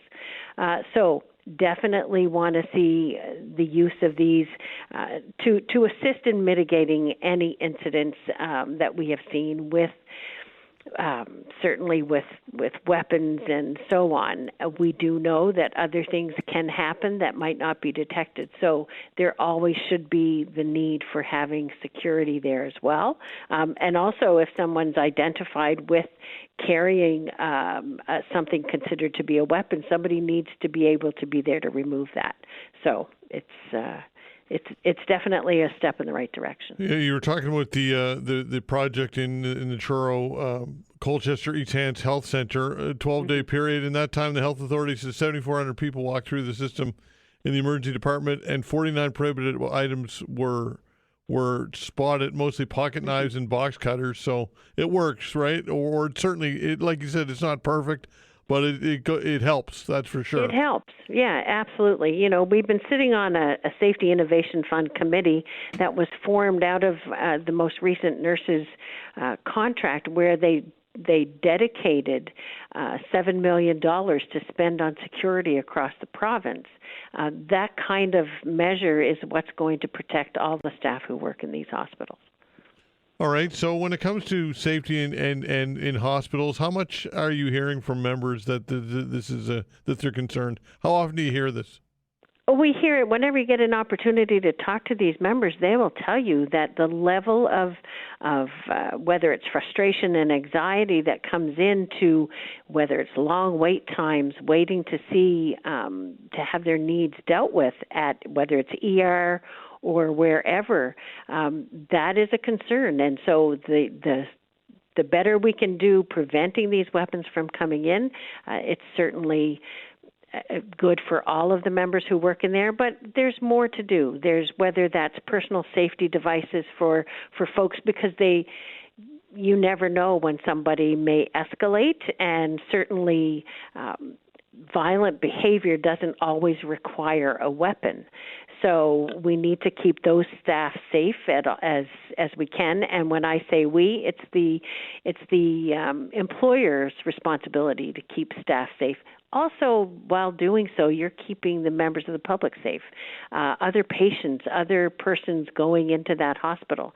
And then when you talk about the number of folks coming through those AI machines, we don't need to bog down that entry. We need to do as well as we can at keeping that flow good and at a reasonable pace, because certainly folks come in and out of that door, and you need to be able to go through there relatively quickly with confidence that we're stopping as much as we can. And of course, it goes a long way in attracting and retention when it comes to healthcare workers, because we know that this is a huge issue, right? Oh, absolutely. The more confident folks are coming in and out, and the more confident folks are being at work in the facility, knowing that things are, whether it's actions being taken such as this machine and security, to prevent that level of concern.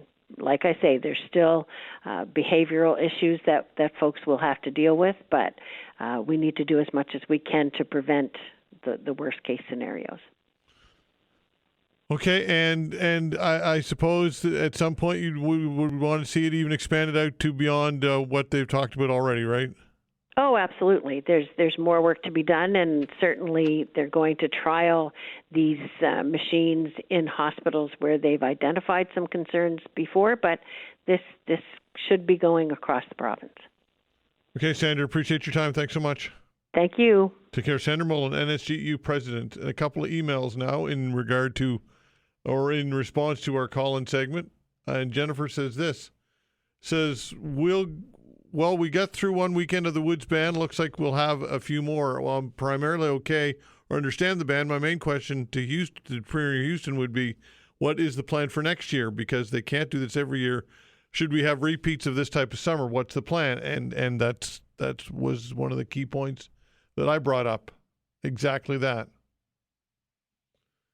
Don says this in reaction to Sean's call. Says, Sean said that the American economy was booming under Trump. He quoted first quarter numbers in the United States. The reason why that happened is that everyone was anticipating the price increase due to tariffs in the second quarter, and they purchased prematurely to avoid tariffs. That's why. 99% of economists think that tariffs are a terrible idea. That comes from Don. Brian says, or rather, Shane says this, says, the recent Woods ban is what I'd expect from a Liberal government. The government's argument is that we don't want a repeat of 2 years ago. Of course, nobody wants that. My pushback is the government has had 2 years to mitigate risk, i.e. water bombers, proper forest management, additional easements in communities that require them. They have done none of that, but still collect their tax dollars. Comes from Shane. This email from Sean says, after the Shelburne and Tantallon fires, it's hard to understand why people are arguing about woods access. The preservation of land, homes, businesses, and people take precedent over recreational activities. As time goes on, any ban can be modified to suit the conditions. I think everyone needs to look at the bigger picture. There are many places still available for walking. If the province did nothing and there was a fire, people would say they should have closed the woods. Let's be honest. It's a no-win situation for the government. All right. This one on cigarette butts. A few people mentioned that as a problem. Wendy says enforcing laws for tossing out a hot cigarette butt out a window or on the ground shouldn't be any more difficult than littering laws. Comes from Wendy. This one from Mike says, I do agree with the woods ban 100%, but your current caller has a point about flicking cigarette butts. I know it would be hard to enforce, just as it's hard to enforce keeping people out of the woods, but one thing they could do is make the fine for flicking a cigarette butt out the window a $25,000 fine also. And a final email on in regard to the fire ban or the woods ban. Sherry says, my husband and I recently in June 2025 called in the Austria Lake fire. I saw it close up. It actually started to rain, but 2 to 3 hours after the fire called in. Good thing as many houses were in the path of the fire. I ran to the house to alert the neighbors. We just happened upon it. I believe it was burning for about 40 minutes. The trees were on fire feet from their house. We rescued their dog. It came to the door. We couldn't leave it. We called 911 and broke a window to get the dog out. What I do recall is the adrenaline rush and fear. I've been camping in the woods for 65 years. I never saw forest fire up close. That fire grew right out in front of us. The house was up in a long driveway in the woods. Pure luck we saw. It took out 40 hectares. People were evacuated. And that's why I still listen and stay out of the woods. Thanks for sending that along. I got some more emails as well, by the way. The way to reach me via email is todd.veinotte@rci.rogers.com. Again, todd.veinotte@rci.rogers.com. When we come back, we're going to talk more about the woods ban with Scott Tingley, Manager of Forest Protection for Natural Resources. We'll be back. Thanks.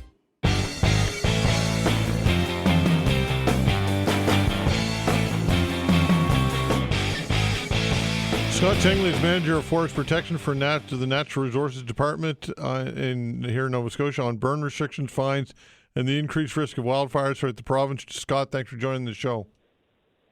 Hey, Todd, thanks for having us. All right, so tell us about, to this point, what do you have for data, if you have any, when it comes to how many tickets have been issued, and what can you tell us about that?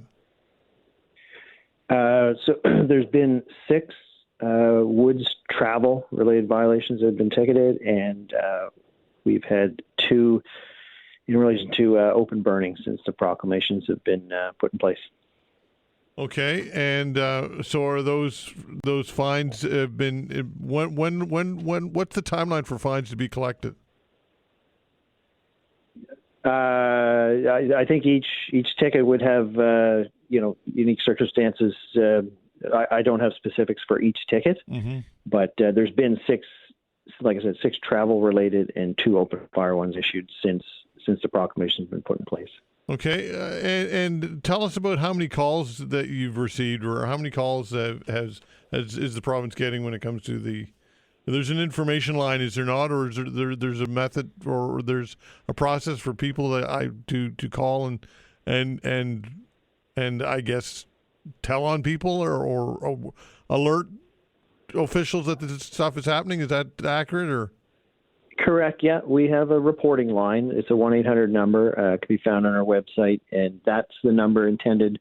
If people, believe they're witnessing a violation, they know of a violation, they can report those violations. If people are looking for information, they can go to their local Department of Natural Resource office if they're trying to understand what they can or cannot do. Excuse me, and also they can go to those offices if they're looking to get a travel permit that will allow them to do their necessary activities, like work and livelihood, things like that. So we certainly encourage anybody who is reaching out to those numbers. We appreciate all that have been, polite and courteous. And call volumes were very, very high in the first couple of days. They're still relatively high, and most people, are respectful and having patience with us. But we just ask people to continue to have patience with us and work through their questions and scenarios. But yes, we have a reporting line. It's a 1-800 number. All right. So what should people be reporting? I mean, what constitutes a need? Obviously, if there's open fires, they've been prohibited since July 30th. So there's no open fires permitted, province-wide. And then, of course, on August 5th, the woods travel ban was put in place. So that's for non-essential recreational activity, on provincial crown lands, municipal lands, and private lands that you don't own. So if people think there's violations of either travel in the woods or open fires, those are the types of violations that can be reported. Yeah. Okay, and what type of, when it comes to monitoring it and how difficult it is to monitor and respond to it, could tell us about the challenge of that, if there is a challenge when it comes to human resources? Well, I mean, we're finding for the most part, now that the information's out and people kind of getting their heads around it, most people are understanding and complying. Obviously, some of the challenges are, the province is a big area, and in some of the remote activities, we still have people going into remote wooded areas. So those provide unique challenges. Those remote areas people going into, we've literally been responding to fires, and some in quite remote areas, all weekend and all last week. So there's certainly challenges. Like any law enforcement force, the conservation officers are working hard and putting in the extra time, really, given all that's going on. But they can't be everywhere all the time. The key is that we really need people to understand why it's so important that we have the restrictions in place that we do. They are in place, for public safety and to protect our natural resources. And prevention is the key here. So, are there challenges? Certainly. But everybody's, working hard, putting in the extra miles to monitor and follow up and just try to keep people safe. Okay, how about law enforcement and police? Are they partners in any of this, or what's the relationship there?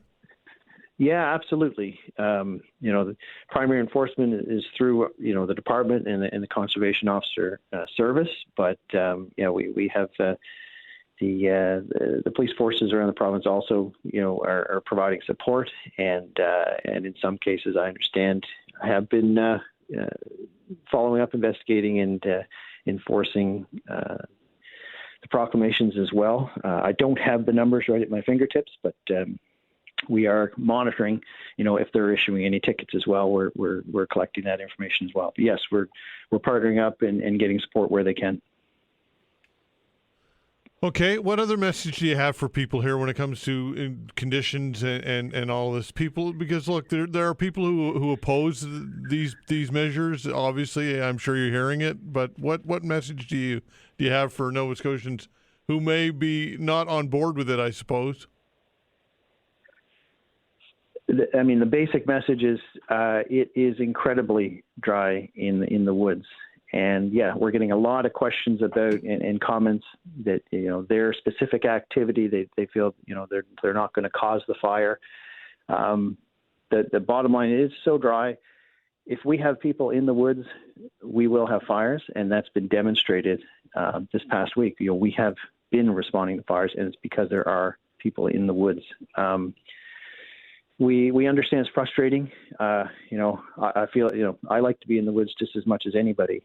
But now's the time for restraint and for exercising caution. We just can't take the risks. And again, it showed, the last week we've had about 15 fires that the department has responded to. We're very fortunate that, the local volunteer municipal fire departments and, right side by side with DNR, we've been getting to them quick. They've been keeping them small. But it's just going to take one that, escapes and gets away. In these conditions, there's definitely potential for, like we said, large uncontrollable fires. And we don't have to look very far for examples. Look to our neighbors in Atlantic Canada here, dealing with very challenging situations.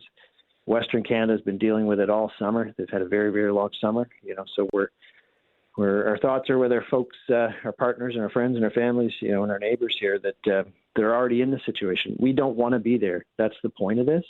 We're trying to avoid this. We understand people are frustrated.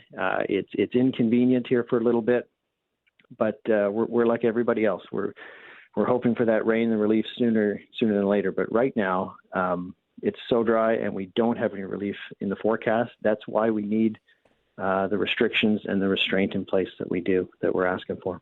How about resources, helicopters, whatever it might be? What does that look like for the province when it comes to the capability to respond to potential fires? We're prepared to respond, and again, I think we've demonstrated that. This is what we do. This is our business. We're prepared for it. We have a seasonal prep cycle. Crews, equipment, aircraft are on standby, ready to go, and we have been. Like I said, we've responded to 15 fires in this past week alone. When there's supposed to be no fires and really no unnecessary travel in the woods. So and we've been keeping them small. So we're here, we're ready. We don't want to have to respond, but we're ready to do so. And like I said, we work shoulder to shoulder with the volunteers in the municipal fire service. We can't say enough for the great work that they do, and they're always quick on scene. And so, like I said, we're ready to go. They're in these conditions, the risk is very, very high. It just takes the wind to increase a bit or the humidity to lower, and like I said, we could end up like our neighbors with a fire that's uncontrollable. And again, we're watching them and hoping the very best for them as well. And we just don't want to have that here. Okay, Scott, appreciate your time. Thanks so much. I know you're busy. Yeah, thanks, Todd. We really appreciate you having us on, getting the message out. All right, take care. Scott Tingley, Manager of Forest Protection for Natural Resources Department, on burn restrictions, fines, and the increased risk of wildfires throughout the province. And later in the next half hour, we'll chat with Todd Burgess, the Executive Director of Forest Nova Scotia, to find out how industry is responding to all of this and impacted by all of this. But before that, invasive plants are growing in the Wolfville Park area. Why is this important? Find out when we come back. Hi, I'm Will, and I created IQ Bar to empower doers like you with clean, delicious, low-sugar brain and body fuel. Millions of people rely on our protein bars and hydration mixes to win their day. Turns out Thomas Keller, Michelin star chef of the French Laundry, is one of them. We've teamed up with Chef Keller to craft a bar and hydration mix that marry world-class flavor with exceptional nutrition. Our special edition salted caramel chip bar delivers all the decadence of a fine dining dessert plus protein minus sugar and carbs. And our zero sugar yuzu mango hydration mix packs an authentic citrusy punch and a mental boost from lion's mane and magnesium. The best part? 10% of sales go directly to Chef Keller's nonprofit that supports aspiring young chefs. Great taste, great nutrition, great mission. Total no-brainer. Go to IQBar.com today and enter promo code KELLER20 to get 20% off all IQ Bar products plus free shipping. That's IQBAR.com, promo code KELLER20.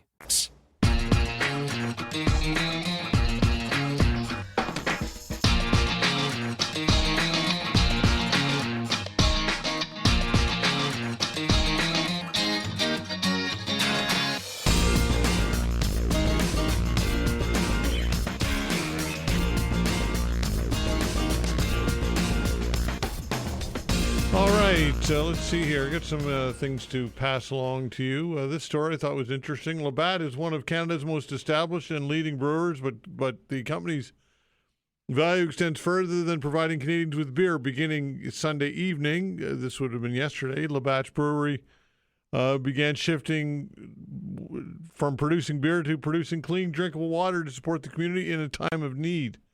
Wade Keller, Director of Corporate Affairs at Labatt, told City News that this is a move that all Labatt employees take pride in. In 2012, Labatt created its Canadian Disaster Relief Program with the goal of providing safe drinking water for communities experiencing disasters that compromised a community water supply. Since 2012, Labatt has donated more than 1 million cans of water to support communities across the country. The shift in production this week is in response to wildfires raging across the country. In 2025, the wildfire season has been the second worst on record in Canada, with 72,000 square kilometers burning, roughly the size of New Brunswick, according to data. Nova Scotia alone has experienced 111 wildfires so far in 2025, decimating 69.27 hectares.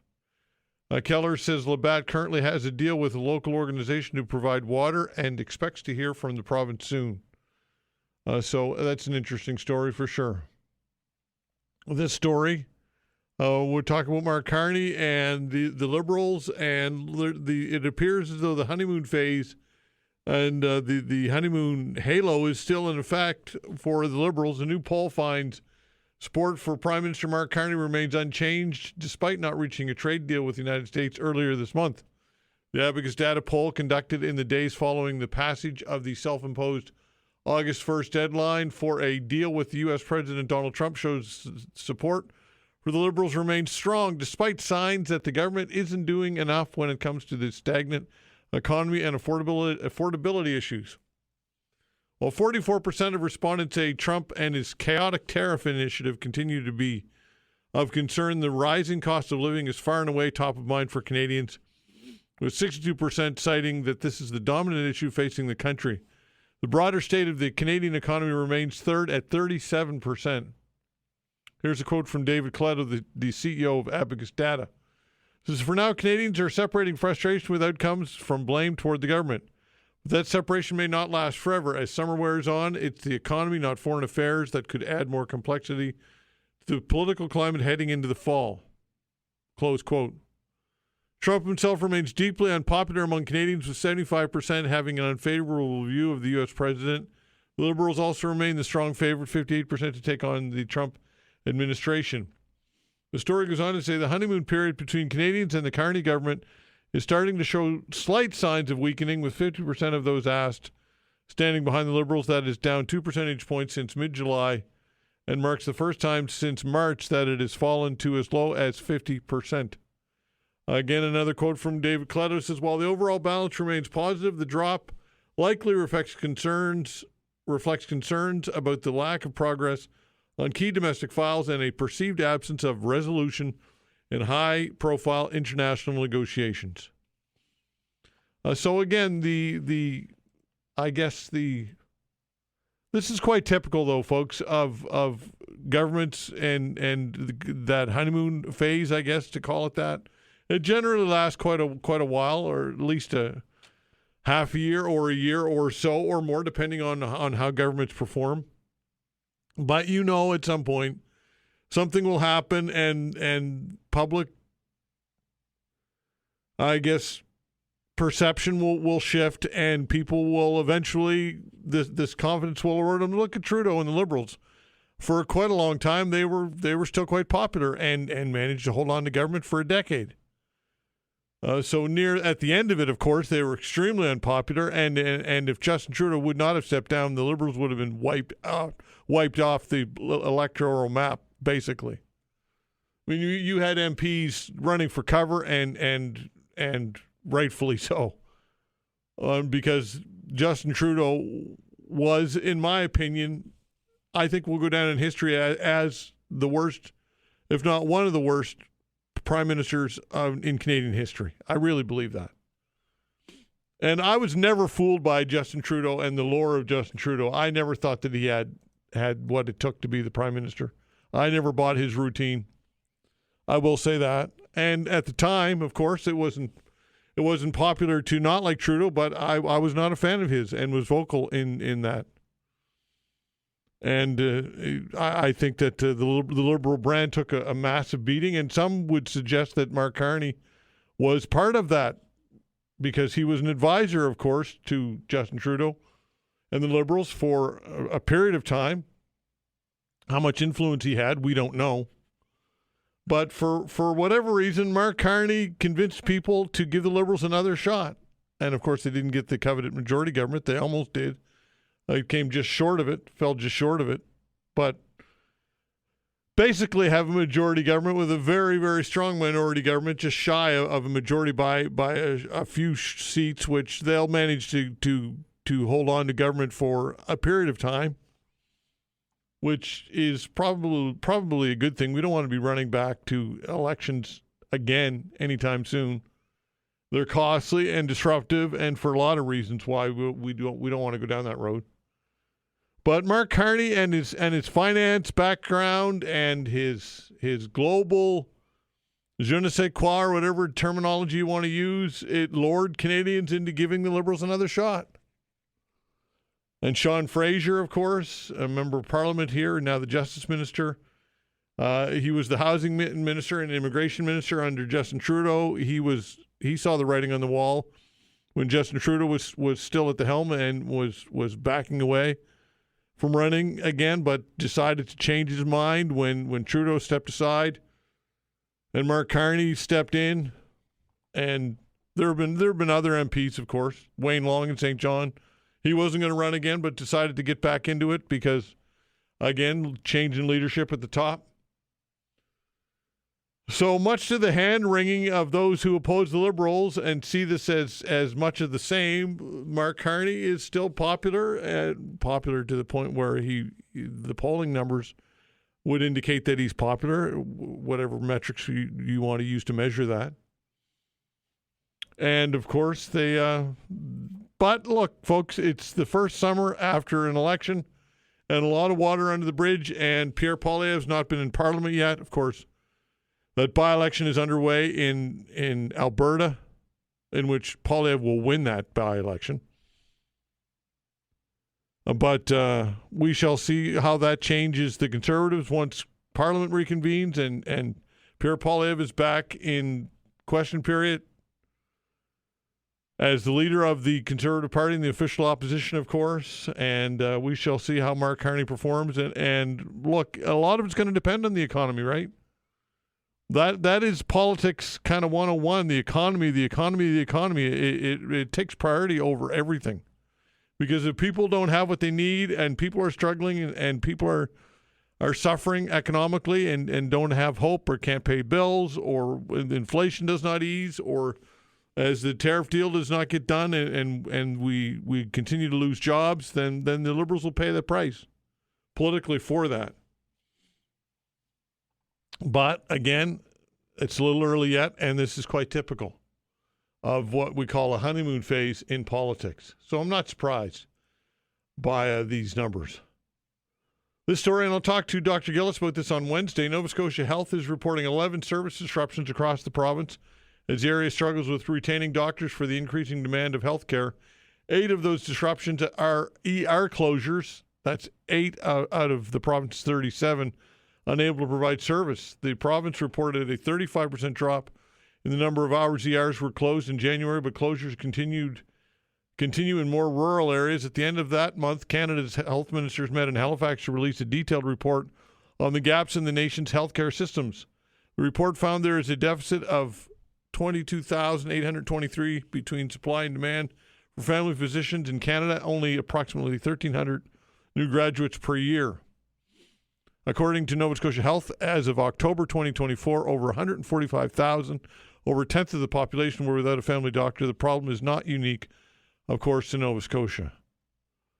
So again, we'll talk to Dr. John Gillis about this. He, of course, works a couple nights a week or 1 or 2 nights a week at the Dartmouth ER as part of his contribution to the healthcare system, among other things that he does, of course, including his pain clinic and doing house calls once a week, each and every Wednesday.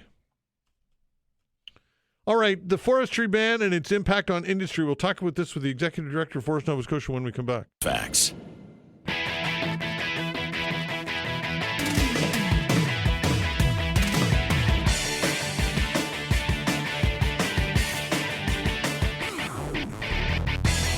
Todd Burgess is the Executive Director of Forest Nova Scotia and joins us for a discussion today. Todd, thanks for joining the show.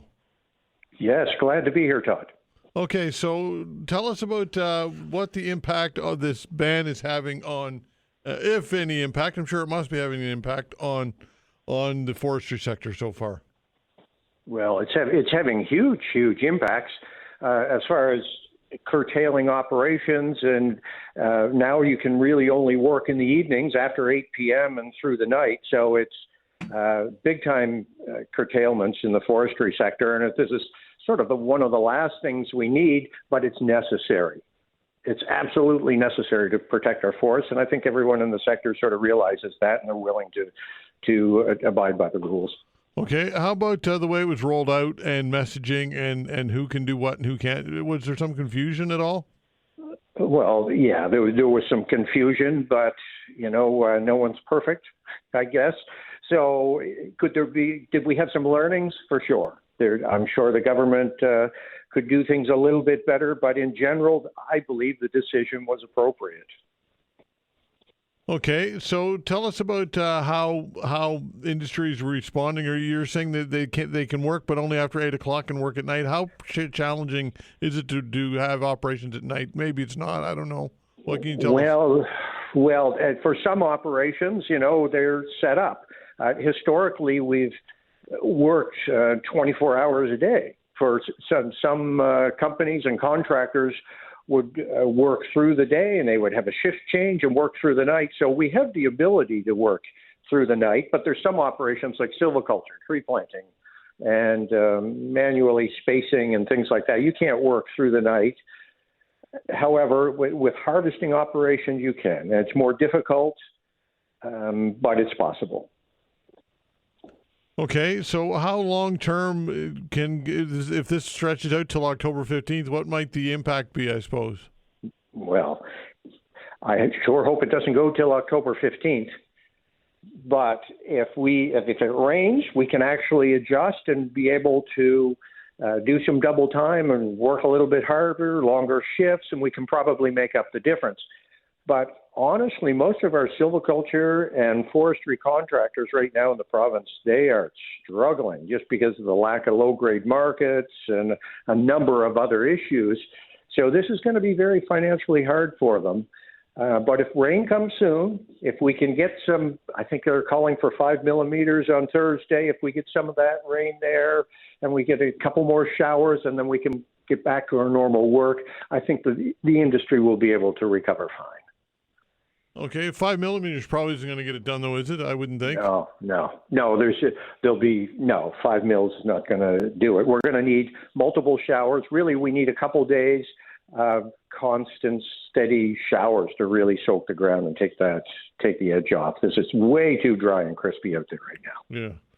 All right. Are you getting any resistance at all from any of your members who are upset about this, or you sound like everybody's pretty much on board with it, but.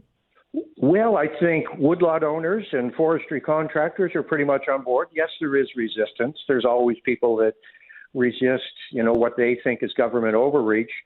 But boy, talk to someone in Tantallon from 2023, they don't think it's overreach. I think it's a necessary measure to protect our forest because no one wants the forest to go up in flames. People will lose houses. The fact that no one died in 2023 with that fire is amazing to me. So I believe it's protecting people's lives and their property. And really, the forest sector in general needs to be protected from a forest fire. The last thing we need is to have a fire go through. It'll destroy biodiversity and the forest sector and the trees that are growing. That's the last thing we need. We've been pretty lucky in Nova Scotia. If you look across Canada at the wildfires happening right now, there are some communities in desperate need. Newfoundland now, there's evacuations there. We do not want that in Nova Scotia. Okay, how about forest management? We hear this a lot, that if in fact we get to some of this dead wood and some of this low-grade wood in a more timely fashion, that we wouldn't have perhaps the risk that we have. What's your response to that? I would say that's very much true. Right now, because we don't have these markets for low-grade wood, when we do decide to harvest and to manage, we have no market to take that dead balsam fir or the gray birch that's dying. So it either gets cut and left laying on the ground or it doesn't get cut at all. So we have these low-grade trees that are dying or not going to live very long, and we've got no place to send it. So we have a lot more debris in the forest than we normally would. If you just leave it there, yes, there's some places we should do that. But when you're managing a forest, the more of that debris you can take out, the better. the forest will become to being resilient to wildfires and insects. You will have a healthier forest if you have this low-grade market. Okay, so how do we get those markets? What's the challenge for not having access to those markets? Yeah, it's a challenge right across Canada, and it's really an issue. What do you do with a tree that's, a whole bunch of trees that are dying or they're getting at the end of their life? What do you do if you can't turn it into a piece of lumber, or if you can't turn it into a sawable wood product? Northern pulp, actually, you could turn it into tissue products. You have a few other mills. We've got GNTI and Scotia Pellets. They produce these pellets that we can turn into energy. We have a couple energy plants that can burn it and turn it into electricity. But if you're not really set up for it, it's not super efficient. So with the closure of Northern, the industry needs to get together and have a broader strategy on what to do with some of these forest products. And that's been a challenge because some of the solutions are very, very expensive. So I think there is opportunities out there, and we're working through that. And now that the Northern Pulp decision has finally come to fruition, and they said, no, they're not going to build another mill. Now we can sit down as a sector and come up with a strategy and figure out what we're going to do with all this excess debris and wood waste that's around. All right. And how closely does the government play a role in this? Probably very closely. Oh, they're very close. There's policies that a provincial and federal government can make that actually encourage development of some of those resources and energy resources that we can get from the wood fiber. There's the 30% investment tax credit that some of your listeners may have heard about, that we could potentially happen and encourage energy projects and biomass projects throughout the province and really across Canada. All right. So your message here is, when it comes to the stoppage or the restrictions in the woods, that you're on board with it, and your members for the most part are on board with it. That's the takeaway here, right? I would say that, yes, that is the takeaway. We're on board with it. Is it? It's not nice. It's expensive. There's some of our members, some of our contractors, they're going to be hit hard financially with it. But everyone realizes that it's a necessary thing to do if we really want to protect the resources. It's going to be hard, and I don't want to take any of that away. And there's some people that, they don't like the decision. However, for the most part, it's something we have to do to protect the forest and our houses and our properties and lives, potentially. And of course, as time goes on and it drags on, the more people suffer, the harder that it is to message and to, I suppose, the least popular it becomes. That's evident, right? Oh yeah, we'll have to. If it extends, I pray to God it does not go till October 15th, because if we have those restrictions till October 15th, the sector is really going to be in trouble. And but there's going to be lots of other issues as well. You can look at agriculture and farming right now, the blueberry harvest and all the different crops that are just shriveling. If we have dryness till October 15th, there's going to be way bigger problems as well, right through our food systems and all kinds of things. Okay, Todd, appreciate your time. Thanks for doing this today. Great. Thanks, Todd. All right, take care. Todd Burgess, Executive Director of Forest Nova Scotia. Thanks for listening, everybody. We appreciate it very much. Thanks to Vanessa Van Den as well on the other side of the glass at the control board, doing a fine job as always. We're back tomorrow at 10 o'clock. See you then.